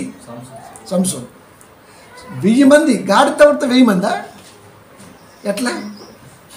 అది ఏమన్నా స్వాడా? దవడ కదా, దవడ ఎంత ఉంటుంది? దవడ చెప్పండి. గాడిద దవడ ఎంత ఉంటుంది? మాది పొడుగుంటుంది అంటే. మనదేం కొద్దిగా ఎట్టుంటుంది, దాన్ని ఎట్టుంటుంది. ఎందుకంటే మనం చూస్తుంటాం కదా నోరు తెస్తే. ఆ దవడలతో 1000 మందిని శాంసన్ మామూలుగా రఫాడించాల. ఆ శక్తి ఎక్కడ చెప్పండి? గట్టి కొడితేనే ముడుసు మొక్క అంటాం కదా, దాన్ని గట్టి కొడితే ఇరిగిపోద్ది. కానీ 1000 మంది ప్రాణాలను తీయగలిగిందంటే, రక్తం కళ చూసిందంటే అది గాడిద దవడ కాదు. యుద్ధము యెహోవాదే. మనకేం గాడిద దవడ కనబడుతుంది కాదు. శాంసన్ చేతిలో ఉన్నది నీ కంటికి కనబడే గాడిద దవడ వచ్చేమో, కానీ శాంసన్ మనసులో ప్రవహిస్తున్నది ఉన్నదే అది దేవుని యొక్క పవర్. అది చూడు, అది చెప్పు. గాడిద ఎంత గొప్పది, అందుకే ఎంత బరువులు మోసిద్ది. ప్రసంగాలు ఎలాగో వస్తాయి. కాపర ప్రసంగాలు ఎలా ఉంటాయి? తన బరువు కంటే 3 అంతలు మోసిద్ది సేవ కానీ గాడిద కానీ. అది ఎందుకురా నీకు? గాడిద్దామంటే గాడిద్దాడు ప్రసంగం చేస్తా నీ గాడిద. అది కాదు. ఒకసారి చెక్కతో కొడితేనే చెక్క విరిగిపోద్ది. తనకంటే కొద్దిగా స్ట్రాంగ్ ఉంటుందేమో గాడిద, కాల్షియంతో ముడిపడి ఉంటుంది కదా. ఎముకలు దేంతో ముడిపడి ఉంటాయి? కాల్షియంతో ఉంటాయి. అప్పుడు ఏమవుద్ది? కాల్షియంకి ఇరిగిపోయే గుణం ఉంది, నిర్రిచ్చి ఇరిగిపోయే గుణం ఉంది. గట్టి కొడితే గోడ ఇరిగిపోద్ది గాడిదవాడు కూడా. కానీ 1000 మంది ప్రాణంతో ఎలా పోరాడగలిగింది? అక్కడ నువ్వు చెప్పాల్సింది సంఘంలో నీ కంటికి కనబడే దేవుడు ఒకటి చూపించి తన విల్ పవర్ ఏంటో తనలో ప్రవహింపజేస్తున్నప్పుడు నిజంగా నువ్వు వాక్యాన్ని పరిపూర్ణంగా పొందుకున్నవాడు అయితే నువ్వు చూడాల్సింది ఆత్మ సంబంధంగా చూడాలి. కనుక శాంసన్ చేతిలో ఉన్నటువంటి ఆయుధం వాక్యం. గాడిద్దవాడు కాదురా గాడిద అని చెప్పాలి. ఇప్పుడు వీడు మనుషుల్ని పలసం చేసి, మనుషుల ఎముకలన్నీ పలసం చేసి, క్యాషిన్ తక్కువ అందుకే క్యాషిన్ ట్యాబ్లెట్ వాడతాను మాట్లాడి గాడిదని గొప్ప చేస్తాడు ఈ గాడిద. అదే ప్రసంగం అంటే, అదే ప్రసంగం అంటే చీపురు పుల్లతో 3 మటలు చేయడానికి అర్థం ఏంటి? ఇప్పుడు నువ్వు ఏం చెప్తావు? చీపురు పుల్లతో 3 మటలు చేశాడు. నిజంగా చీపురు పుల్ల దిగిద్దండి? అది అప్పుడు సిట్టు దిగిద్ది. సెంట్రల్ ఇన్వెస్టిగేషన్ టీమ్ దిగిద్ది. అదేం చేసింది? చేతిలో ఉంది చీపురు పుల్ల లాంటిదా క్షుణ్ణంగా ఇన్వెస్టిగేషన్ చేస్తే చివరికి తేలింది ఏంటంటే వాడు ఆర్టిస్ట్ అనమాట. చీపురు పుల్ల కలరేసి చంపేస్తున్నాడు. అది చూసేవాళ్ళకి చీపురు పుల్లలాగే ఉంటుంది కానీ కష్టం తిరుగుతుంది చైనా వాళ్ళలాగా. ఆ టైప్ ఉంటుంది అది. ఎక్కడ తేలింది? ఇన్వెస్టిగేషన్ అంటూ ఒక టీం ఉన్నప్పుడు దాంట్లో తేలింది. బోధకుడు అనేవాడు ఇన్వెస్టిగేషన్ చేయాలి.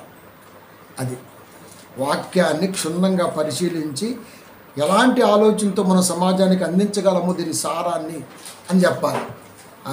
నవ్వించడం గోసుడిందా కొట్టినట్టు ఒక ఆయన మన ప్రసంగం చేస్తా ఇక అందరూ కిసకిస నవ్వుతున్నారు. అంటే గోసుడిపోవటం మనకి ఇష్టం. అదే అంతే కదా. పొర్లిచ్చి తంటే గోసి ఊడిపోయిందంట అని చెబుతున్నాడు వాక్యం. ప్రియమైన దేవుని పిల్లారా, నవ్వులు పాలవుతుంది వాక్యం. కానీ దేవుడు నిజంగా నువ్వు మంచి జ్ఞానంతో బోధిస్తున్నప్పుడు నేను ఎలా చూశాడంటే, ఒక యుద్ధములో యూరుడు విజయం కోసం పోరాడుతున్నప్పుడు తన చుట్టూ ఎదురవుతున్నటువంటి గాయాలను కూడా లెక్క చేయకుండా లక్ష్యం వైపు దృష్టి కేంద్రీకరించి ముందుకెళ్తాడే, అలా కనపడ్డామంట ప్రసంగం చేస్తుంటే. ఫ్యాన్ కింద చైర్లు కూర్చుని హ్యాపీ చేస్తాను అనుకుంటున్నాం మనం.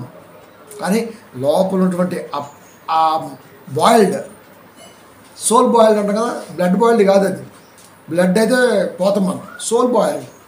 ఈ వాక్యం ఎలా ఉన్నప్పుడు వాడు ఎందుకు వక్రీకరిస్తున్నాడని ఒక బాధతోనూ ఒక ఆలోచనతోనూ మనం ప్రసంగం చేస్తానే, అది దేవుడికి యుద్ధ వీరుల్లా కనబడుతుందంట. పోరాట పటిమ గల బోధకుడిగా కనబడుతుందంట. అది చాలదండి, ఒక మంచి రికగ్నైజ్డ్ పర్సన్గా దేవుని దృష్టిలో ఉండటానికి ఇష్టపడే వాళ్ళకి సొమ్ము సోకు డ్యామ్ డూమ్ డాకు మేకు అన్నీ మన బొక్కలే. జీవితంలో తృప్తి ఎక్కడని చెప్పండి, నాకు ఇది చాలు అంతే. నేను అలాగే అనుకుంటా, ఇది చాలు, దేవుడి స్థితి ఇచ్చాడా, ఇది చాలు. ఇది లేనివాడు కూడా నా కంటికి చాలా మంది కనపడుతున్నారు. అది ఇప్పుడు దాన్ని పొందుకోనుకో చాలా కష్టం, అక్కడ దాకా వెళ్ళలేం. ఎందుకంటే దాన్ని చాలా ఎదుర్కొంటూ వెళ్ళాలి. ఇక్కడ తృప్తిగా ఉన్నాం అనుకో చెప్పలేం, కాలం తరం తిరగచ్చు, ఆడికి వెళ్ళిపోయి కూర్చుంటాం.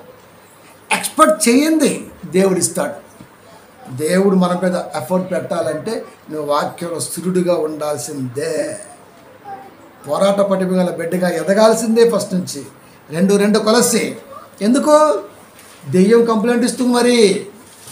సారిడి సోమరు కంటే ఎక్కువ, వీడు తింటాడు పడుకుంటాడు, ముద్దెత్తే చాలు ప్రభు గుడ్డు పెడతాడు, లేకపోతే అంటాడు పట్టపగల పడుకుంటాడు ప్రభు సోమరిపోతూ అని చెప్తే ఎట్లా ఏం బాగుంటుంది?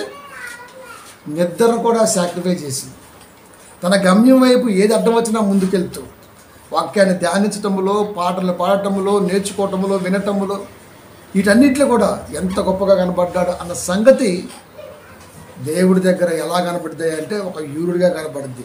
2 కొలస్సే. నేను ఎంతగా పోరాడుచున్నానో, కత్తి పట్టాడా ఖడ్గం పట్టాడా? పౌలేం పట్టాడు? బైబిల్ పట్టాడు. నేను ఎంతగా పోరాడుచున్నానో మీరు తెలుసుకొని కోరుచున్నాను. మీకు తెలియాలి మరి. ఒక ప్రసంగాన్ని ఇంతగా వస్తుందంటే నా చుట్టూ ఎన్నో ఉంటాయి నా పర్సనల్గా. వీటన్నిటిని దాటి దీని మీద మనసు పెట్టాలి తెలుసా. మరొక ప్రసంగం రాయాలంటే మీకు ఎన్నోసార్లు చెప్పిన ఒక 5 రోజుల ముందు ధ్యానిస్తాను, 6వ రోజు రాస్తాను. అది ఇది అయిపోయిన తర్వాత, ఇది అప్లోడ్కి వెళ్ళిపోయిన తర్వాత మరొక లాస్ట్ రిఫరెన్స్ మళ్ళీ రేపటికి పునాది పడాలి వచ్చే వారానికి. కాబట్టి దీన్ని ఏంటి అని ఈ 5 రోజులు ఆలోచిస్తాను. ఇది ఎందుకు ఇలా వెళ్తుంది, ఇలా కాదు కదా, ఇలా వెళ్ళాలి, ఇలా వెళ్ళాలి, అప్పుడు రాస్తాను. ఇలా ఆదివారం అయిపోయింది, మళ్ళీ ఏ శుక్రవారం రాస్తాను. ఈ మిగతా రోజులు ఈ లాస్ట్ రిఫరెన్స్ ఏమొచ్చిందో దాన్ని ఆలోచిస్తూ ఉంటాను. అంటే ఇంతగా ఎందుకు చెబుతున్నానంటే ఇలా ఉండాలి, ఇలా నేర్చుకోవాలని నాకు ఎవడు నేర్పలా, కానీ నేను ఇలా ఎదగాలి నేర్చుకున్నా. ఎందుకంటే మా ఊరిలో నేను ఒక పెయింటర్గానే పరిచయం అయ్యాను. 10 సంవత్సరాల నా సేవా జీవితం రన్ అవుతున్నా మా అమ్మ పెయింటర్గానే చూపించింది నన్ను. నాకు ఆ భూషణం అది చెప్పలా. ఎందుకంటే వాళ్ళు అల్లుడు పాస్టర్ గారు, మరి ప్యానం అల్లుడంటే ప్రతి పండగకి ఇంత ఏస్తుంటాడు తెలుసా వెనకాల. బావైతే అవ్వచ్చు, బామర్ది అయితే అవ్వచ్చు, వాడు ఎవడైనా కావచ్చు, కానీ వాక్యం దగ్గర వాడు బచ్చగాడే. అది తెలుసా. మనం కట్టాం, మనం మనిషికి తీసుకున్నాం. మీరు ఇచ్చిన వాటిలో అయ్యగారు ఒక 10,000 దొబ్బు ఉంటుందేమో అని మీ మనసులో వచ్చిందా? రాని మనం ఇంకప్పుడు నేను చాలా బాధపడ్డా. అనవసరంగా పిల్లలు చేయించిన ప్రభు లాక్డౌన్ వచ్చి వెనక్కి వెళ్ళిపోయి, లేకపోతే ఈ పెద్ద లెక్క నాకు, ఆ పెద్ద లెక్క అంట. ప్రియమైన దేవుని పిల్లారా, పెట్టే మనసు ఎప్పుడు ఉంటుంది. స్ట్రగుల్ పడ్డప్పుడు కొంచెం వెనక్కి వస్తా. బహుశా అది మీకు ముందు రావడానికి ఏమనిపించింది నాకు, లేకపోతే ఆ ఛాన్స్ కూడా ఇవ్వ. ఎందుకంటే దేవుడి పనుల్లో ఫస్ట్ A to Z నేనే ఉంటా. మధ్యలో MNR పిక్యూగా ఎవరున్నా పర్లేదు, కానీ ఏ జట్టు కూడా నేనే ఉండాలి. అది నాకు ఇష్టం, అలా ఉంటా. అలాగే ఎదిగాను దేవుళ్ళు. కాబట్టి ప్రియమైన దేవుని పిల్లారా, ఏ ఫంక్షన్ చేసినా కాపురి వెనకాల బత్తాలు బియ్యం కావాల్సిందే తెలుసా. ప్రతి కాపురి ఇంట్లో పిల్లల కష్టం బత్తాల రూపంలో కనపడింది. లోపల నాకు రగులుతుంటుంది తెలుసా మీకు. వాళ్ళ కష్టం, పిరికెట గుప్పెట బియ్యం వాళ్ళ కష్టం. అంటే ఏటిని తప్పు కాదు, నువ్వు అమ్ముకోవటం తప్పు. అదే బియ్యం రేపు క్రిస్మస్ వాడొచ్చుగా. అమ్మా మీరు మన వేసిన 2 బస్తాలు ఉన్నాయి, ఎందుకు అనవసరంగా నా దగ్గర ఉన్నాయి, ఆ బస్తా డబ్బులు కావాలి దీనికని ఇవ్వండి. ఆహా 2 బస్తాలు బియ్యం పడతాం, మరి నీ కొంపలో ఉన్నాయి కదా, ఉన్నాయి కదా. వీడు ఒక్కడే కాదండి, అనేక మంది లఫ్ట్ గాలు ఇలాగే ఉన్నారు. అందుకే మన ప్రసంగాలని చాలామందికి కిస్సమంటది కదా. వాళ్ళ కష్టం కదండి. ఇంటికి పిలిచి ఒక ముద్ద పెట్టారంటే వాళ్ళ కష్టం కదండి. అది తింటున్నప్పుడు మనకి ఏమనిపించాలా, ఎంత కష్టపడితే మనకి ఈ స్పెషల్ ఫుడ్ ఇచ్చాడు, అంత బాధ వేయాలా, అంత ఆలోచన వేయాలి. అప్పుడు పరిపూర్ణంగా దేవుని అడుగుతాం, ప్రభు ఈ కష్టానికి ఇంకా 10 రెట్లు ఇవ్వు, తప్పేముంది. వారి తింటమే పనిగా పోతుంటాడు ఇంకే. అది చూడడం, దాని గురించి ఆలోచించడం. కాబట్టి ఆయిల్ డబ్బాలు మిగిలిన వాడికే, బత్తాలు మిగిలిన వాడికే, ఏది మిగిలిన వాడికే తెలుసా. అలాంటి వాడికి ఎడవకాలు కూడా పెట్టా నేను. అది చాలా ఉంటుంది నా దగ్గర తెలుసా. చీము గారుతున్నా, నెత్తురు గారుతున్నా ఆ చేతులతో అన్నం పెట్టాడు యేసుక్రీస్తు వారికి. ఎవరో కుష్టి రోగి, వాసన వస్తుంది కొంప, వెళ్ళిపోయి కూర్చొని పెట్టినానా అన్నాడు అంతే తెలుసా. గుడ్లు కడితే తెలుసా మీకు, గుడ్లు కడతారు ఇట్లా, ఆ చేతితో అన్నం పెట్టి తిన్నాడు. ఎంత కమ్మగా ఉంటుందండి. ఆ కష్టం చూడండి, ఆ ప్రేమ చూడండి. నీకు టేబుల్ వేసి పెట్టినా రత్నం కుడిలా కనబడుతుంది. నాకైతే ఇది మంది సొమ్మే అనిపించింది. తినలేవు అసలు, ముందు పోతేగా తినడానికి. ఎద్దవల కొంపకు అడుగు పెట్ట తెలుసా మీకు. హైట్ చూసి వెయిట్ చూసి వెళ్ళా, ప్రేమను చూసి అడిగేస్తాను. పౌలదే నేర్పాడు వాక్యంలో. అలాగే ఉండాలి కాపురం అనేవాడు. ఏమైనా దేవుని పిల్లారు. అందుకే 2 కాల్సి అంటున్నాడు, నేను ఎంతగా పోరాడుచున్నానో మీరు తెలుసుకొని కోరుచున్నాను. వారు ప్రేమయందు అతకబడి, చూస్తున్నారు చూడండి కొలసి సంఘం గురించి. వారు ప్రేమయందు అతకబడి, ప్రేమ ఏందంటే ఇచ్చి పుచ్చుకొనుట కాదు, ఇచ్చుట. అతకబడి సువార్త గ్రహింపు యొక్క సకల ఐశ్వర్యమును కలిగిన వారై. నేను చెప్పేవాళ్ళు ఎలా ఉన్నారంటే స్వార్థ గ్రహింపును కలిగినటువంటి ఆ సకల ఐశ్వర్యాన్ని, స్వార్థ గ్రహింపు అంటే సకల ఐశ్వర్యం కింద వచ్చేది. సృష్టిలో ఉన్న ప్రతిదీ వాళ్ళ మైండ్లో ఉంటుంది. కలిగిన వారై దేవుణ్ణి మర్మమై ఉన్న క్రీస్తును స్పష్టంగా తెలుసుకున్న వారి తమ హృదయాలలో ఆదరణ పొందాలని వారి కొరకు పోరాడుచున్నాను అనే కాన్సెప్ట్ చూడండి. నేను ఎందుకు పోరాడుతున్నా అంటే ఎవరైతే ఉన్నారో దేవుని నమ్మకుండా వాళ్ళు ఫస్ట్గా ప్రేమ యందు అతకబడాలి. అందుకు పోరాటం చేస్తున్నా. ప్రేమ యందు అతకబడాలి. ప్రేమ విందులో పాలు పంపులు పొందాలి కాదు, అక్కడ ప్రేమ యందు అతకబడాలి అంటే చెబుతున్న వాక్యములో దేవుని త్యాగం ఎంత ఉందో చెబితే ఆటోమేటిక్గా పిల్లలు దానికి కప్లింగ్ అవుతారు. అక్కడ ఆపాలు ఉన్నాయి. సంపూర్ణ గ్రహింపు యొక్క సకల ఐశ్వర్యమును కలిగిన వారై నా పిల్లలకి ప్రతిసారి గొప్ప అద్భుతమైన రీతిలో వాక్యం చెప్పాలి. అది దేవుని దృష్టిలో గొప్ప నిధిని పొందుకున్న వారిగా ఐశ్వర్యవంతులుగా కనబడాలి. అక్కడ లోక దృష్టిలో పేదవాళ్ళు కావచ్చు, కానీ వాక్య అనుభవంలో రాజులుగా దేవుడి దృష్టిలో కనబడాలి.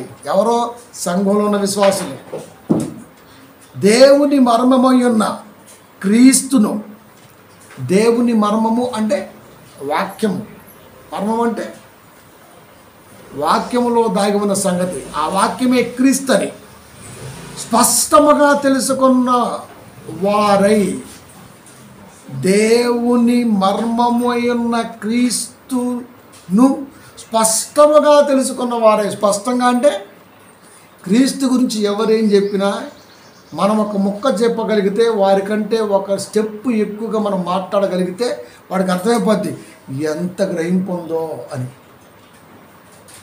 కదా. ఎంత గ్రహింపు ఉందో, ఎంత గ్రహింపు ఉందో, ఎంత గ్రహింపు ఉందో అది ఎలా తెలుస్తుంది? మనం వెళ్ళి చోట కూర్చుంటాం, వాడు ఎవడో చెబుతుంటాడు, వాడు ఏదో పుసుకుని క్వశ్చన్ వేస్తుంటాడు, మనం టక్కని చెప్పేసాం అనుకో ఎలా ఉంటుంది? మన రాజేష్ కానీ, మన గుడ్డి కానీ, అదే రాజు కానీ, మన సౌమ్య కానీ వీళ్ళు అప్పుడప్పుడు కొన్ని మాటలు చెబుతుంటే అమ్మాయి మనం బాగానే న్యాయం చేస్తున్నాం వాక్యాన్ని కనిపించింది నాకు. మనం బాగానే వాక్యం న్యాయం చేస్తున్నాం అంటే అంతమంది నోరులో మన నోరు అలా లేచి మాట్లాడిందంటే అది చాలు విజయానికి సంకేతం. దేవుని మర్మమై ఉన్న వాక్యం యొక్క లోతు ప్రయాణం ఇలా ఉంటుంది అని ఎప్పుడైతే మనం ఒక్క లైన్ చెప్పగలిగామో అప్పుడు వాళ్ళకి అర్థమైపోద్ది ఎక్కడ నేర్చుకున్నాం. అప్పుడు చెప్పాలా ఒక డైనాసార్ దగ్గర అని. ఏం చెప్పకూడదు, హైదరాబాద్లో ఒక డైనాసార్ ఉంది, దాని నోటు తెలుసు తిరిగి తలపెట్టాం అని చెప్పాలి. మనం నువ్వు కూడా పెడితే కానీ రాని చెప్పాలి. ప్రియమైన దేవుని పిల్లారా కదా. దేవుని మర్మమై ఉన్న క్రీస్తును స్పష్టముగా తెలుసుకున్న వారే, స్పష్టముగా కన్ఫ్యూజ్. క్రీస్తు దేవుడా, దేవుని కుమారుడా, దేవుడే దేవుని కుమారుడుగా వచ్చాడా? ఎన్ని ప్రశ్నలు లోకంలో ఉన్నాయి. ఎప్పటికీ ప్రపంచాన్ని పట్టి పీడిస్తుంది ఏంటి దశ? మెల్కీసెదెకు. మీరు చదవండి 7వ అధ్యాయం ఎబ్రీ. అర్థమైనట్టు ఉంటుంది, వెంటనే అర్థం కానట్టు ఉంటుంది. ఆ 4 లైన్లు 4 రెఫరెన్స్లు అర్థమయ్యేట్టుగా ఉంటుంది. అమ్మాయి ఆ తండ్రి లేని వాడు మళ్ళీ అన్నాడు, మళ్ళీ తెలిసిపోతుంది అంతే. రాజులను సంహారము చేసి తిరిగి వస్తున్న అబ్రహామును ఎవరు కలిసి కొన్ని దశభాగాలు ఇచ్చాడో మెల్కీసెదెకు ప్రధాన యాజకుడై అని మాట్లాడుతున్నప్పుడు క్రీస్తే అని అర్థమైపోద్ది. మళ్ళీ తండ్రి లేనివాడు అంటాడు, తల్లి లేనివాడు అంటాడు. అంటే క్రీస్తేనా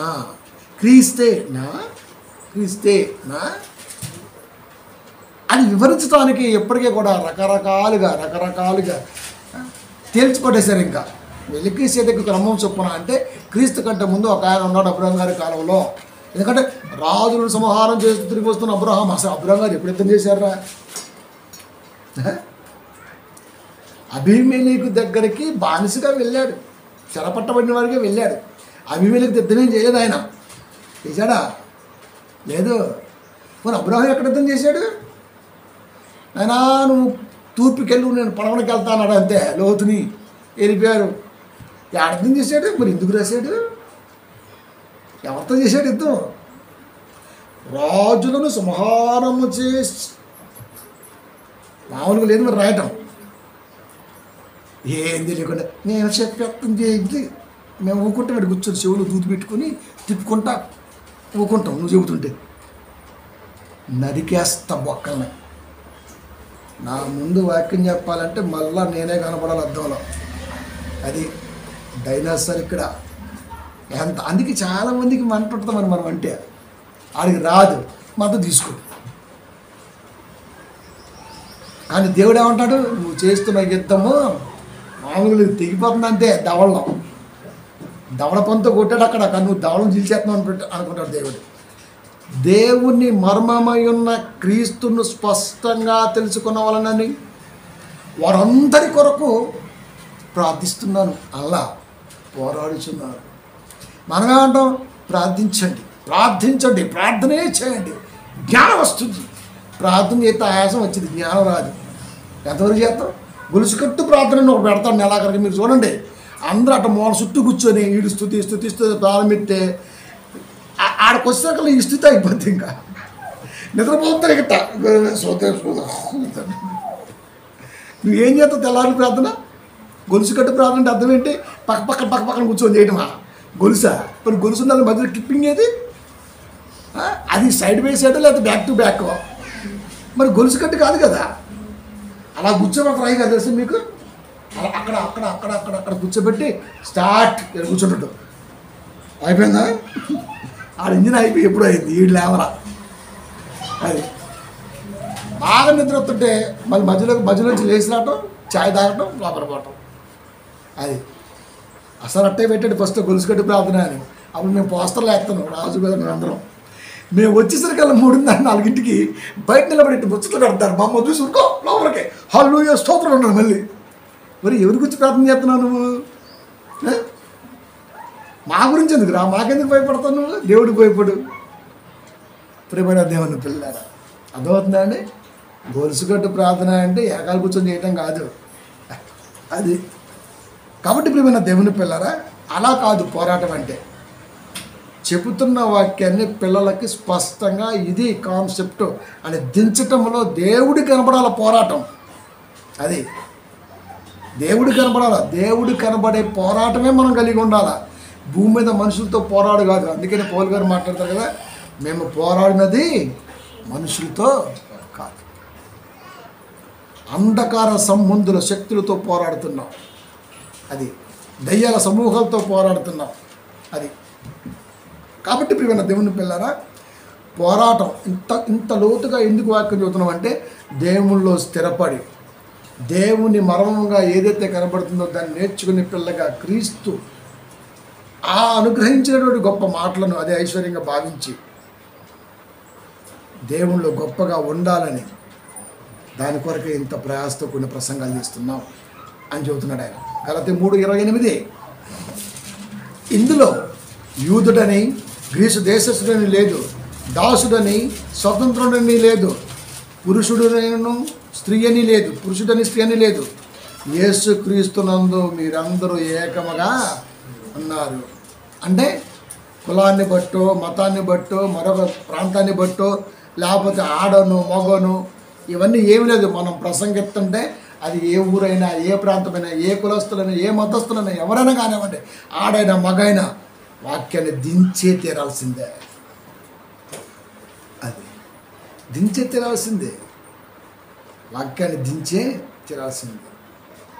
ప్రియమైన దేవుని పిల్లలు, అంటే బోధిస్తున్నప్పుడు ప్రాంతాన్ని చూడకు, బోధిస్తున్నప్పుడు ఆ చుట్టుపక్కల మతాన్ని చూడకు. అది ముస్లిం సోదరులు ఉండొచ్చు. ఇప్పుడు మనం బోధిస్తున్నాం, ఎలా ఉంటుంది? అల్లా హచ్చహే అనం అనుకో. అల్లా అనేది హిబ్రూ, అల్లా అంటే దేవుడు, అల్లా అంటే ఆ పేరు కాదు అది. సో ఆ టైప్.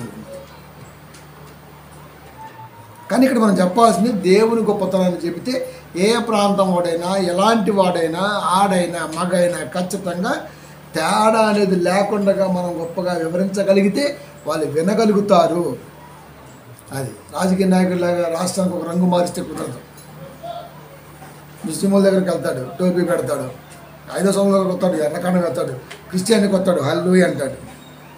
అది ఆడికి అది అవసరం, ఆడు అవసరం వెళ్ళి. మనం అలా కాదు. పౌలు గారు ఏ ప్రాంతానికి వెళ్ళినా ఆ ప్రాంతంలో ఉన్న స్థితిగతులు బట్టి వాక్యం చెప్పాడు తెలుసా. ఏథెన్స్ వారలారా అతి దేవతా భక్తి కలిగిన వారలారా అన్నాడు. అంటే అర్థం ఏంటి?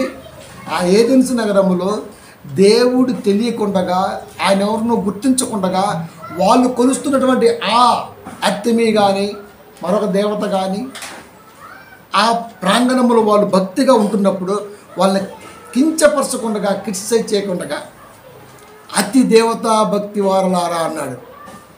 అంటే వాళ్ళని గౌరవించాడు. అబ్బా నీ భక్తి ఎంత బాగుంది, అద్భుతం, వండర్ఫుల్ అది అని చెప్పేశాడు. అదే మనమైతే ఏమంటాం, బొట్టు పెట్టద్దు, కొబ్బరికాయ కొట్టద్దు, తాటాకులు పెట్టద్దు, అది మేము రావు, హోటల్కి వెళ్ళి చాయ్ అది అది చికెన్ షాప్కి కిలో కొట్టు ఓంతో హలో వాడు ఏం చేస్తుంది నీకు? హలా అల్లాకి సమర్పిస్తున్నాడు ఆత్మని. నీకు ఎన్ని తెలుస్తావు? మనం ఏమంటాం, దేవుడు నాకు ఇచ్చాడు, ఇచ్చింది వాడు కదా. ఏమైనా చికెన్ సెంటర్ కాడికి వెళ్తే వాడే ఇచ్చింది నీకు, దేవుడు నీకు ఇచ్చాడు. అంటే కోళ్ళు కుక్కలు కూడా దేవుడు ఇస్తాడా? సృష్టి కలిగించినప్పుడు ఇచ్చాడు. మళ్ళీ ప్రత్యేకించి ఒక కోడిని ఇటువైంది నీకు? నీకోసం కోడుల జాతిని ఇచ్చాడు అక్కడ. ఇప్పుడు ప్రజలకు నీకు ఇచ్చింది వాడు, నువ్వు డబ్బులు ఇస్తే వాడు ఇచ్చాడు. అది పైగా అలాలు చేసి ఇచ్చాడు వాడు, దేవుడికి మొక్కి ఇచ్చాడు. మరి తీసుకో, మాకు నువ్వే ఒక చికెన్ షాప్ పెట్టుకో, టమాటా షాపు, బీరకాయ షాపు నువ్వే పెట్టుకో, కూరగాయ షాప్ పెట్టుకో, రైస్ షాప్ పెట్టుకో, చికెన్ షాప్ పెట్టుకో, ఉస్తు షాప్ పెట్టుకో. వాడికి వెళ్ళమాకు కాదు. అందరు దేవుని పిల్లలే, వాళ్ళ పనుల్లో ఉన్నారు. మనకు అవసరం, వాళ్ళు దేవుడు స్థిరపరిచాడు. మనతో వాళ్ళకు అవసరం, వాళ్ళతో మనకు అవసరం. ఇందుట్లో ఎక్కడుంది? వాక్యలో కూడా తారతమ్యం ఉండకూడదు. అది పౌలు గారు ఎలా చెప్పారు? యూదుడని గ్రీసు దేశస్తుడని లేదు, దాసుడని స్వతంత్రం లేదు, మేము క్రైస్తవులం, మేము బానిసలు, మేము మరొకళ్ళం, ఏం లేదు. వాక్యం మైకులోంచి వెళ్ళిపోతుంటే ఎవడైనా విని తీరాల్సిందే. అది వాడు క్రైస్తవుడైనా, ఈ ప్రాంతంలో మా చర్చే పెద్దది, మేమే పెద్ద బోధకులం అయినా వాడు ఖచ్చితంగా విని తీరాల్సిందే, సరిదిద్దుకోవాల్సిందే. ఇక స్త్రీ అనేది పురుషుడు లేదు, ఇంకా ఆడ మగ ప్రాంతం మనిషి ఏం తేలేదు. వాక్యం అనేది ఏకతాత్పర్యముతో జనాల్లోకి వెళ్ళిపోవాల్సిందే. అలా పంపించాడు పౌలు గారు. క్రీస్తునందు మీరందరూ ఏకముగా ఉన్నారు. అదే సారం, ప్రసంగ సారం. మనం ప్రసంగం చేస్తే మనందరము దేవుని పిల్లలమే, క్రీస్తునందు లోకానికి పంపబడ్డవారమే అని వాళ్ళు డిసైడ్ అయిపోవాలి. అలాంటి ప్రసంగాలు చేయరా అంటే, నాకు ఆడొస్తుంటే ప్రసంగానికి వస్తుంటే అక్కడ ఊరేగింపు జరుగుతుంటే నాకు చాలా బాధ వేసింది అంటాడు గారు. నీకెందుకురా బాధ?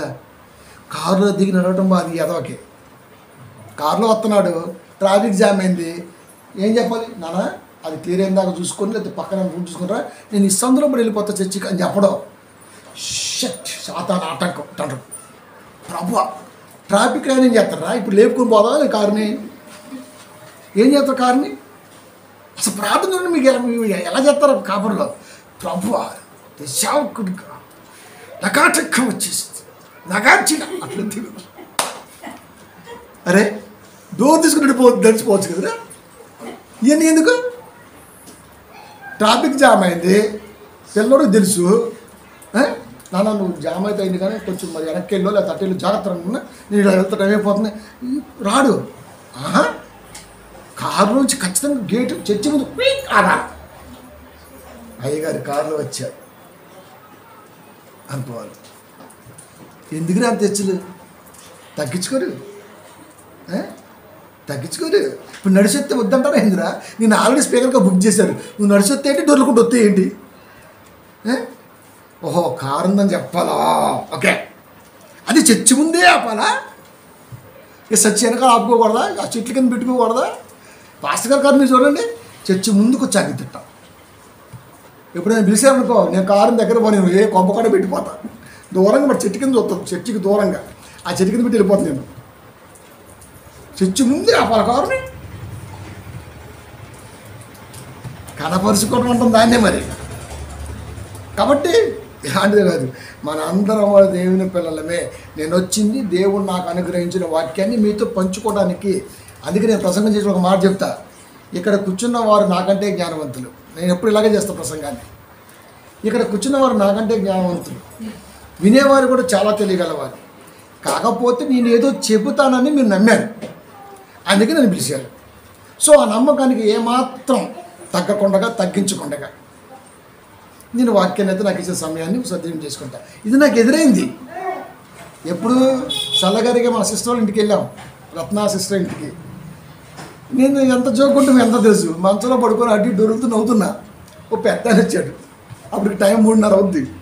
అప్పుడే ఫోన్ చేశాను, లోపల నుంచి వచ్చా, కూర్చున్నా, మాట్లాడుతున్నా, జోకులు వేస్తుంటా బాగా బయటికి వెళ్ళినప్పుడు. అంటే ఆ కాపరి నకలు కనపడి నేను మ్యాక్సిమంగా ఆ బైబిల్ అంతా కారులో ఉంటుంది, అంతా ఉంటుంది, కూర్చొని మాట్లాడుతున్నా, అందరిలాగే జోక్ చేసి నవ్వుకుంటున్నా, గట్టి నవ్వుతుంటా నవ్వుతున్నా. ఒక ఆయన వచ్చాడు, 70 years ఉంటాడు, ఆ ఎదురు కూర్చుండు రోడ్డు మీద బండ మీద అని అలాగే చూస్తున్నాడు. నీ పెద్దాను కదా అనుకున్నా నేను కథ పట్టుకోని దగ్గరకు వచ్చి ఎందుకు వచ్చాను అలా అన్నాడు. ఏం పని ఉందా, ఏదో మీటింగ్ పెట్టిందంట మా సిస్టర్, అందుకు వచ్చాము, పెట్టింది, తిన్నా, అరగలు కదా, నవ్వుతున్నా అన్నాడు. నన్ను ఏమని తెలుసా, చాలా ఉంది నీళ్ళు, ఏదో తీసుకుని వచ్చావు, నువ్వే కదా చెప్పేది వాక్యం అన్నది. నిజంగా చెప్తున్నా, అసలు నాకు ఒక్కసారి మైండ్ పోయింది. నవ్వు నవ్వటం ఆపలేదు, కానీ లోపల నవ్వు అయిపోయింది నాకు. ఊగా భలే మాట్లాడదు పెద్దారంటే, సాయంత్రం చూస్తాను నిన్ను అన్నాడు అంతే. తెల్లారి వచ్చాడు, మళ్ళీ తెల్లారి వచ్చి అప్పుడు అన్నాడు, నేను చెప్పింది కరెక్టే కదా అన్నాడు. ఎలా గమనించాడు చెప్పండి, పెద్ద ఆయన ఎలా గమనించాడు? అదే మనోళ్ళు అయితే కాలు మీద కాలు వేసుకొని అయ్యారు చాయ్ తాగుతారు, మా సిస్టర్ మరి ఎట్లది అబ్బా ఆస్కారం అంటే ఎక్కువ మామూలు ఉండదు మనక. లైట్గా అస్సలకే నీకు ఈటమే దండగా. లైట్ ఏంటి, ఆకు ఇప్పుడు లైట్ అని అర్థం అవుతాం. మనం అంటాం స్ట్రాంగ్ చాయ్ అంటాం, స్ట్రాంగ్ ఏంటి లైట్ ఏంటి ఇప్పటికీ నాకు తెలియదు. ఒకటే చాయ్, లైట్ అంటే స్ట్రాంగ్ అంటారు, స్ట్రాంగ్ అంటే ఏంటంటే లైట్ ఇప్పుడు లేదు. ఆ రెండు టేస్ట్ కూడా అడగలేదు నాకు. అన్న చాయ్ అంటే అంతే. అమ్మ లైట్గా షుగర్ ఉండే ఉన్నట్టుగా ఇప్పుడు వెయ్యాలా వద్దా? లోపల చెమట కారుతుంటాయి, విలువలు మా బాలేసి కూడా వస్తారు. ఏమైందమ్మా, చెమటలు కారుతున్నాయి, ఓ పని చేయి, షుగర్ అయిపోయి చెమట చుక్కి అంతే, లైట్ అయిపోయింది చాయ్ తాగి. రత్న లైట్ చాయ్ పెట్టాం, ఎక్కడ చూడాలి, ఎన్ని చూసింది చెమట చుక్క. అంటే ఇప్పుడు అర్థం ఏంటి, షుగర్ అయితే వాడు చెప్పి అంత రిస్ట్రిక్షన్ ఉంటాయి. ఇప్పుడు వద్దులేరా, ఎందుకు వచ్చింది చాయ్ ఏం పెడతా, కానీ కూల్ డ్రింక్ తేపం. కూల్ డ్రింక్లు ఏం తెలియదు, ఇంకా లైట్ వెయిట్ ఒకటే, ఈజీగా ఉంటుంది ప్రాసెస్. అమ్మయ్య అప్పుడు 2 లీటర్ బాటిల్ తెచ్చింది, ఓ 1/2 లీటర్ ఎక్స్ట్రా వచ్చింది, అంతా కలిసి తాగొచ్చు.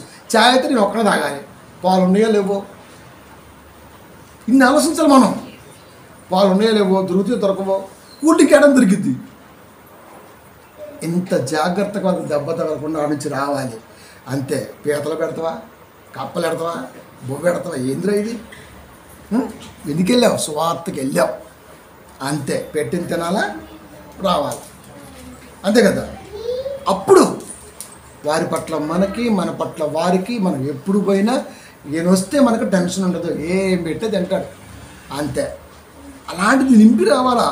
రెండోసారి స్పీకర్గా పిలుద్దామన్నా, ఇంటికి పిలుద్దామన్నా టెన్షన్ లోపల. అది స్పెషల్ మంచం కావాలంటాడు, ఏసీ లేకపోతే అదే తెమ్మంటాడు, ఫ్యాన్ అంటాడు. ఏం చేస్తాం కర్మ అని వాళ్ళు అనుకోకూడదు. కాబట్టి మనం వెళుతున్నది పోరాటం. నమ్మి పిలిచారు కాబట్టి వాళ్ళకొచ్చు, ఆ ప్రాంతంలో వాక్యం రాదా, వచ్చు. ఆయన ఎందుకు పిలిచారు? మనం ఏదో చెబుతామని పిలిచారు. మనమే వెళ్ళిపోయి ఆ కానుకలు పెట్టే ఆ పేదరాశి పెద్దమ్మ, ఆ విధవరాలు, సారాపతి విధవరాలు, లేకపోతే ఆ 7 చేపలు 3 రెట్లు, 3 చేపలు 7 రెట్లు ఇయ్యా వాళ్ళ దగ్గర లేవు అయ్యి. అందుకే క్రీస్తు మర్మమై ఉన్న క్రీస్తు మహిమను స్పష్టంగా తెలుసుకోవటానికి మనల్ని దేవుడు అక్కడికి పంపాడు. దాన్ని చెప్పాలి. అది ఆటంకాల గురించి, టైర్ పంచర్ అయింది, టైర్ పంచర్ అయింది, మరి రోడ్డు మీద మేకులు ఉండవా, డ్రైవర్ ఎక్కిడా, పొన్ను నువ్వు ఎక్కివా, పంచర్ అయింది. ట్యూబ్ లైట్ వేస్తే 5 నిమిషాలు అయిపోద్ది, ఇలా ట్యూబ్ అనుకోండి 1 గంట పడుద్ది, నష్టమేముంది? ఆడే మనం చాలా గంటల ముందే బయలుదేరతాం కదా. ఎన్ని ఆ టైం కార్లు ఉన్నా ఏసీ కదా, ఎక్కిన కాల్చి దిగిన దాకా ఆటకం ఆడింది, అబద్ధం అది. ఇవన్నీ కూడా సాతాడు ఫిర్యాదు అయి నిలబడి మన గురించి చెప్పడానికి సిద్ధపాటు కలిగి ఉన్నాడు. టైర్ పంచర్ అయిందా, కానీ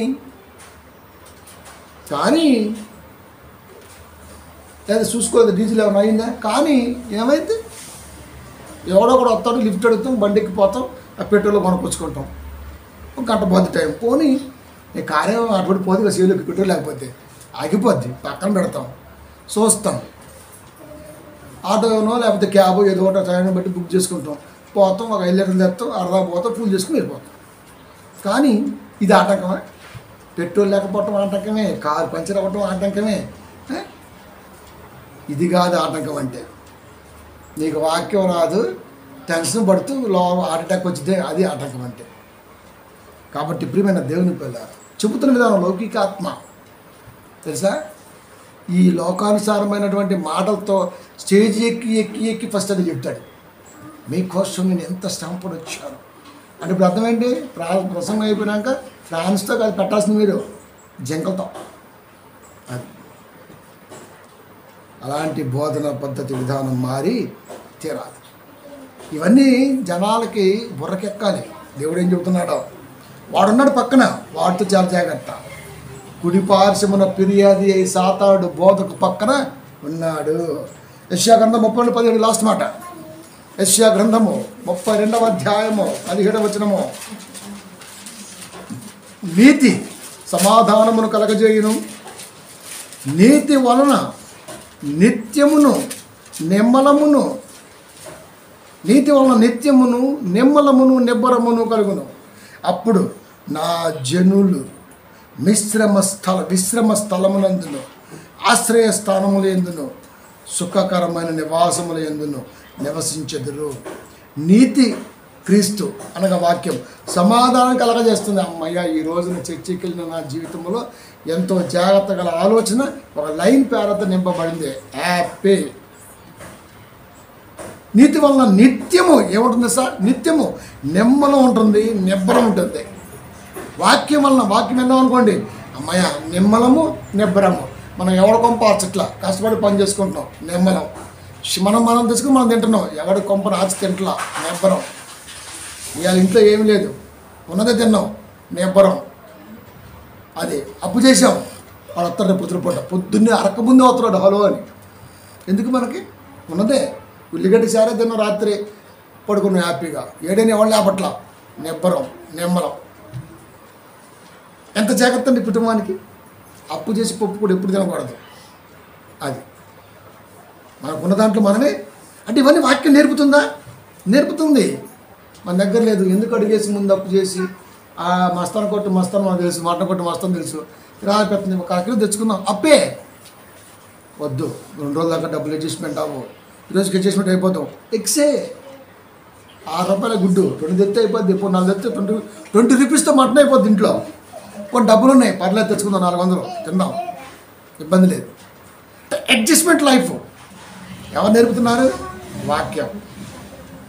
అంటే బ్రతుకులో నెమ్మదత్వం ఉంటేనే సంఘంలో హ్యాపీగా రావడానికి కారణమైంది. అదే గడబడి ఉందనుకోండి, ఇంట్లో సంఘానికి రాలేము.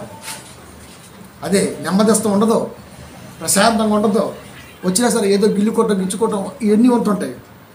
దైవ సన్నిధానానికి వస్తుంటే 5:1 ప్రసంగి, నీవు దేవుని మందిరంలోకి పోవునప్పుడు నీ ప్రవర్తన జాగ్రత్తగా చూసుకో. నీ ప్రవర్తన ఎలా ఉంది? గాబరాగా ఉందా, నెమ్మదిగా ఉందా, నెమ్మదిగా ఉందా, హ్యాపీగా ఉందా, టెన్షన్గా ఉందా, ఇంటికి వెళ్తే ఏమైందని ఉందా, ఎలా ఉంది? వాక్యం అనేది సరి చేస్తుంటుంది. కాబట్టి వాక్యానికి వచ్చే పిల్లల యొక్క మనస్తత్వం, కుటుంబ పరిస్థితి ఎలా ఉండాలంటే సమాధానంగా, నెమ్మదిగా, హ్యాపీగా ఉన్న దాంట్లో తృప్తే చాలు. రేపటి గురించి నీకు అవసరం లేదు, దేవుడు చూసుకుంటాడు. ఈరోజు నువ్వు ఎలా ఉన్నావు? హ్యాపీ. ఈ స్థితిలో ఎలా ఉండగలుగుతున్నావు? హ్యాపీ, చాలు. అంతే. ఇంకా సంతోషాన్ని కోట్లు పెట్టి కొనలేము కదా. అదే చెబుతున్నాడు. నీతి అంటే వాక్యము వినటము, రావటము, గ్రహించటము లాంటివి సమాధానం కలగజేస్తాయి. అంటే ప్రశాంతంగా ఉండిపోతాడు. నీతి వలన, వాక్యం వలన నిత్యము నిమ్మలము నిబ్బరము. అంటే ఐబీపీ లోబీపీ ఉండవు, అది దాని అర్థం. అప్పుడు నా జనుల విశ్రమ స్థలమందును, ఈ క్షణం పోయినా పర్లేదు, ఖచ్చితంగా మనకు పరదేశీ ఉంటుంది అనే భాష. విశ్రమ స్థలం, ఆశ్రయస్థానము ఎందును సంఘం. అమ్మయ్య, ఆశ్రయస్థానం అంటే సంఘం. ఇవాళ మేము సంఘానికి వెళ్ళాం, సంఘం మనకు ఆశ్రయం ఇచ్చింది కనుక అక్కడ కూడా మనం నెమ్మదిగా నిబ్బరంగా వాక్యం ముందు కూర్చోవాలి. సుఖకరమైన నివాసములు ఎందును మనం ఉండే ఇంట్లో, అంటే పరలోకములో కానీ సంఘములో కానీ ఇంట్లో కానీ వాక్యం అనేది మన ఒంట్లో ఉంటే ప్రశాంతంగా నిమ్మలంగా నిబ్బరంగా హ్యాపీగా జాలీగా ఉంటుంది. వాక్యం తెలిసామనుకో ప్రసంగించేటప్పుడు పరిపూర్ణులైన వారి మధ్య కూడా జ్ఞానాన్ని బోధించగల సామర్థ్యత మనకు ఉంటుంది. కాబట్టి జీవితంలో స్టెబిలిటీ కలిగి నెమ్మది కలిగి ఏది ఆశించకుండా ఎవరిని దోసుకోకుండా ఉన్న దాంట్లో కష్టపడుతూ తృప్తిగా ఉంటూ మనకున్న సమయాన్ని దేవుళ్ళు హెచ్చించుకుంటూ అలా ఉంటే ఇక్కడ హ్యాపీ. ఇలా వాక్యం ఉందంటే మామూలుగా లేదు. నిన్న వాక్యం మసాలా 2-3 పీసులు వేసాడు అయ్యగారు గట్టి గట్టిగా అనిపించింది. అదే మనకి నెగిటివ్ మైండ్ ఉందనుకోండి, ఏందది ఆయన అదే అన్నాడు అంటాడు. అంటే ఈడెవడో ఊరికి ఎక్కడ ఏం దొరికిద్దా బుద్ధిమంతుడు. లోకంలో బుద్ధిమంతుల వరుసలో నెంబర్ 1 స్థానం వాడితే అది కాదు. అందుకే పౌలు గారు ప్రసంగం చూడండి, అల్పుడని దోషకుడని రకరకాలుగా చెప్తుంటాడు ఆయన. అకాల ముందు పుట్టినవాడను అంటే నెల తక్కువ ఎదవని అర్థం తెలుగులో చెప్పాలంటే పౌలు నెల తక్కువ ఎదవా. కాబట్టి ప్రియమైన దేవుని పిల్లారా, వాక్యం కాడికి వచ్చామంటే సంఘములో నెమ్మది, వాక్యం విన్నామంటే మనసులో నెమ్మది, ఇంటికి వెళ్ళామంటే పరిస్థితుల్లో నెమ్మది, సత్యామంటే పరలోకంలో నెమ్మది. ఈ నెమ్మది కాన్సెప్ట్ దేవుడు మన కోసం ఇస్తే ఈ నెమ్మది గల జీవితంలో ఎన్ని ఆటుపోట్లు ఎదురైనా దీన్ని చెక్కు చెదరకుండా కాపాడుకున్నామా లేదా అన్న వీడియో మన దగ్గర ఎంత ఉందో పుట్టేసి వాడి దగ్గర కూడా అంతే ఉన్నది. కనుక దేవుడికి వాడేయటం కాదు, మనమే. అతడు సినిమాలో క్యాసెట్ వేయటమే. లాస్ట్లో మీరు చూడండి, చర్చిలో ఉంటుంది ఒక సీను, క్యాసెట్ ఎత్తడం అంతే. అది చేసింది నేను కాదు, వాడు సాక్ష్యం ఇస్తాడు. అంటే ఎంత కాన్ఫిడెంట్ చూడు. మనం కూడా క్యాసెట్ దేవుడికి ఇచ్చేయకూడదు, ఇయ్యాల. ఇస్తే బాగోదు, క్యాసెట్ మనం ఇచ్చేయాలి. అది కాబట్టి ప్రియమైన దేవుని పిల్లారా, బుర్రకి ఎక్కువ అంటే బుర్రకు ఎక్కిన వాడికే వాక్యంలో ఉన్న కిక్ అర్థమైంది. లేకపోతే వచ్చామా విన్నామా తిన్నామా పండామా అలసిపోయామా, రేపు లేచామా వెళ్ళామా తెచ్చామా వండామా తిన్నామా పండామా పోయామా. అప్పుడు నీకు ప్రసంగించడం చేత కాదు, పాటలు పాడటం అంతకంటే చేత కాదు. ఇక లేకపోతే ఈ సీరియల్ ఆల్మోస్ట్ వాళ్ళకి ఎట్టు ఊగుతుంటే చేతులు. ఇంకా వాక్యం చెప్పరా అంటే ఎట్టు ఊగుతుంటాం. ఎందుకు వచ్చింది షవరింగ్? ఎందుకు వచ్చింది? పట్టు లేకపోవటం. కాబట్టి మనం నిలబడ్డామంటే స్టిఫ్ అంతే. వాక్యం కొరకు వస్తున్నామంటేనే దడలడాల తెలుసా. కాబట్టి అలా ఎదగాలి. అలా ఎదిగితే దాన్ని దేవుడు పోరాట పట్టిమ్మ యుద్ధానికి సిద్ధపడ్డాడు అలా చూస్తాడు.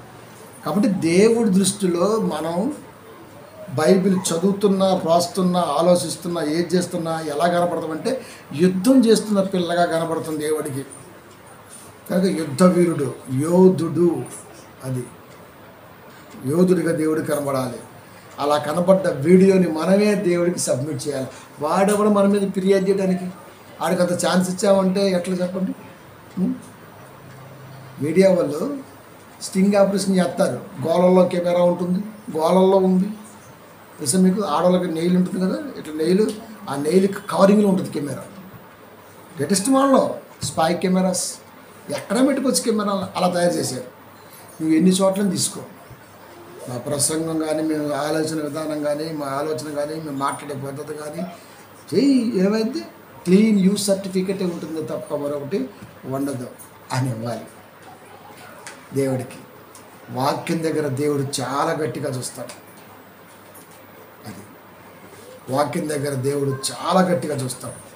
ఎందుకంటే వాక్యం అనేది ఆత్మకి కవచం లాంటిది.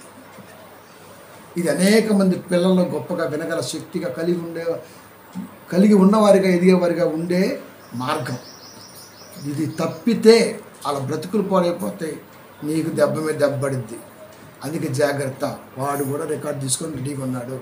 వాడు ఇవ్వడానికంటే ముందే మనమే దేవుడికి ఇది నాది అని ఇవ్వాలి. నా భవిష్యత్తు కాలంలో, నా జీవిత కాలంలో నేను విన్నది, నేను కన్నది, నేను కలిగి ఉన్నది ఇది ప్రభు అని ఇవ్వాలి. ఇప్పుడు చెప్పండి, ఇంకేమైనా ఛాన్స్ ఉంటుందా? ఉంటుందా? ఆశ్రయ స్థానములు ఎందును, నివాస స్థలము, విశ్రమ స్థలములు ఎందును నిమ్మరము నిబ్బరము కలిగి సుఖపరమైన నివాసమునకు వారసులుగా ఉండి అక్కడ కలకాలం నివసించే వారిగా మనం ఉంటాం. ఇది కన్క్లూజ్ కాదు, ఆరంభం. మనం అక్కడ ఉంటాం. ఇప్పుడు ఇక్కడ ఉన్నాం. వాక్యం ఉంటే ఎక్కడ బాగుంటాం? చర్చిలో బాగుంటాం, ఇంట్లో బాగుంటాం, సచ్చినా బాగుంటాం. క్లియరెన్స్ వచ్చేసింది. కన్క్లూజ్ కాదు, ఇది ఆరంభం. ఇదే ఇక్కడ నుంచి ఆరంభం అవుద్ది మనకి. ఈ ఆరంభంలో చేదు అనుభవాలు, తీపి అనుభవాలు, మిశ్రమ అనుభవాలు దాటటమా, దాటలేక దాక్కోవటమా, లేకపోతే మరొకట అన్నది వచ్చేవారం చూద్దాం. వాట్ నెక్స్ట్ వచ్చేవారు ప్రార్థించుకున్నాం.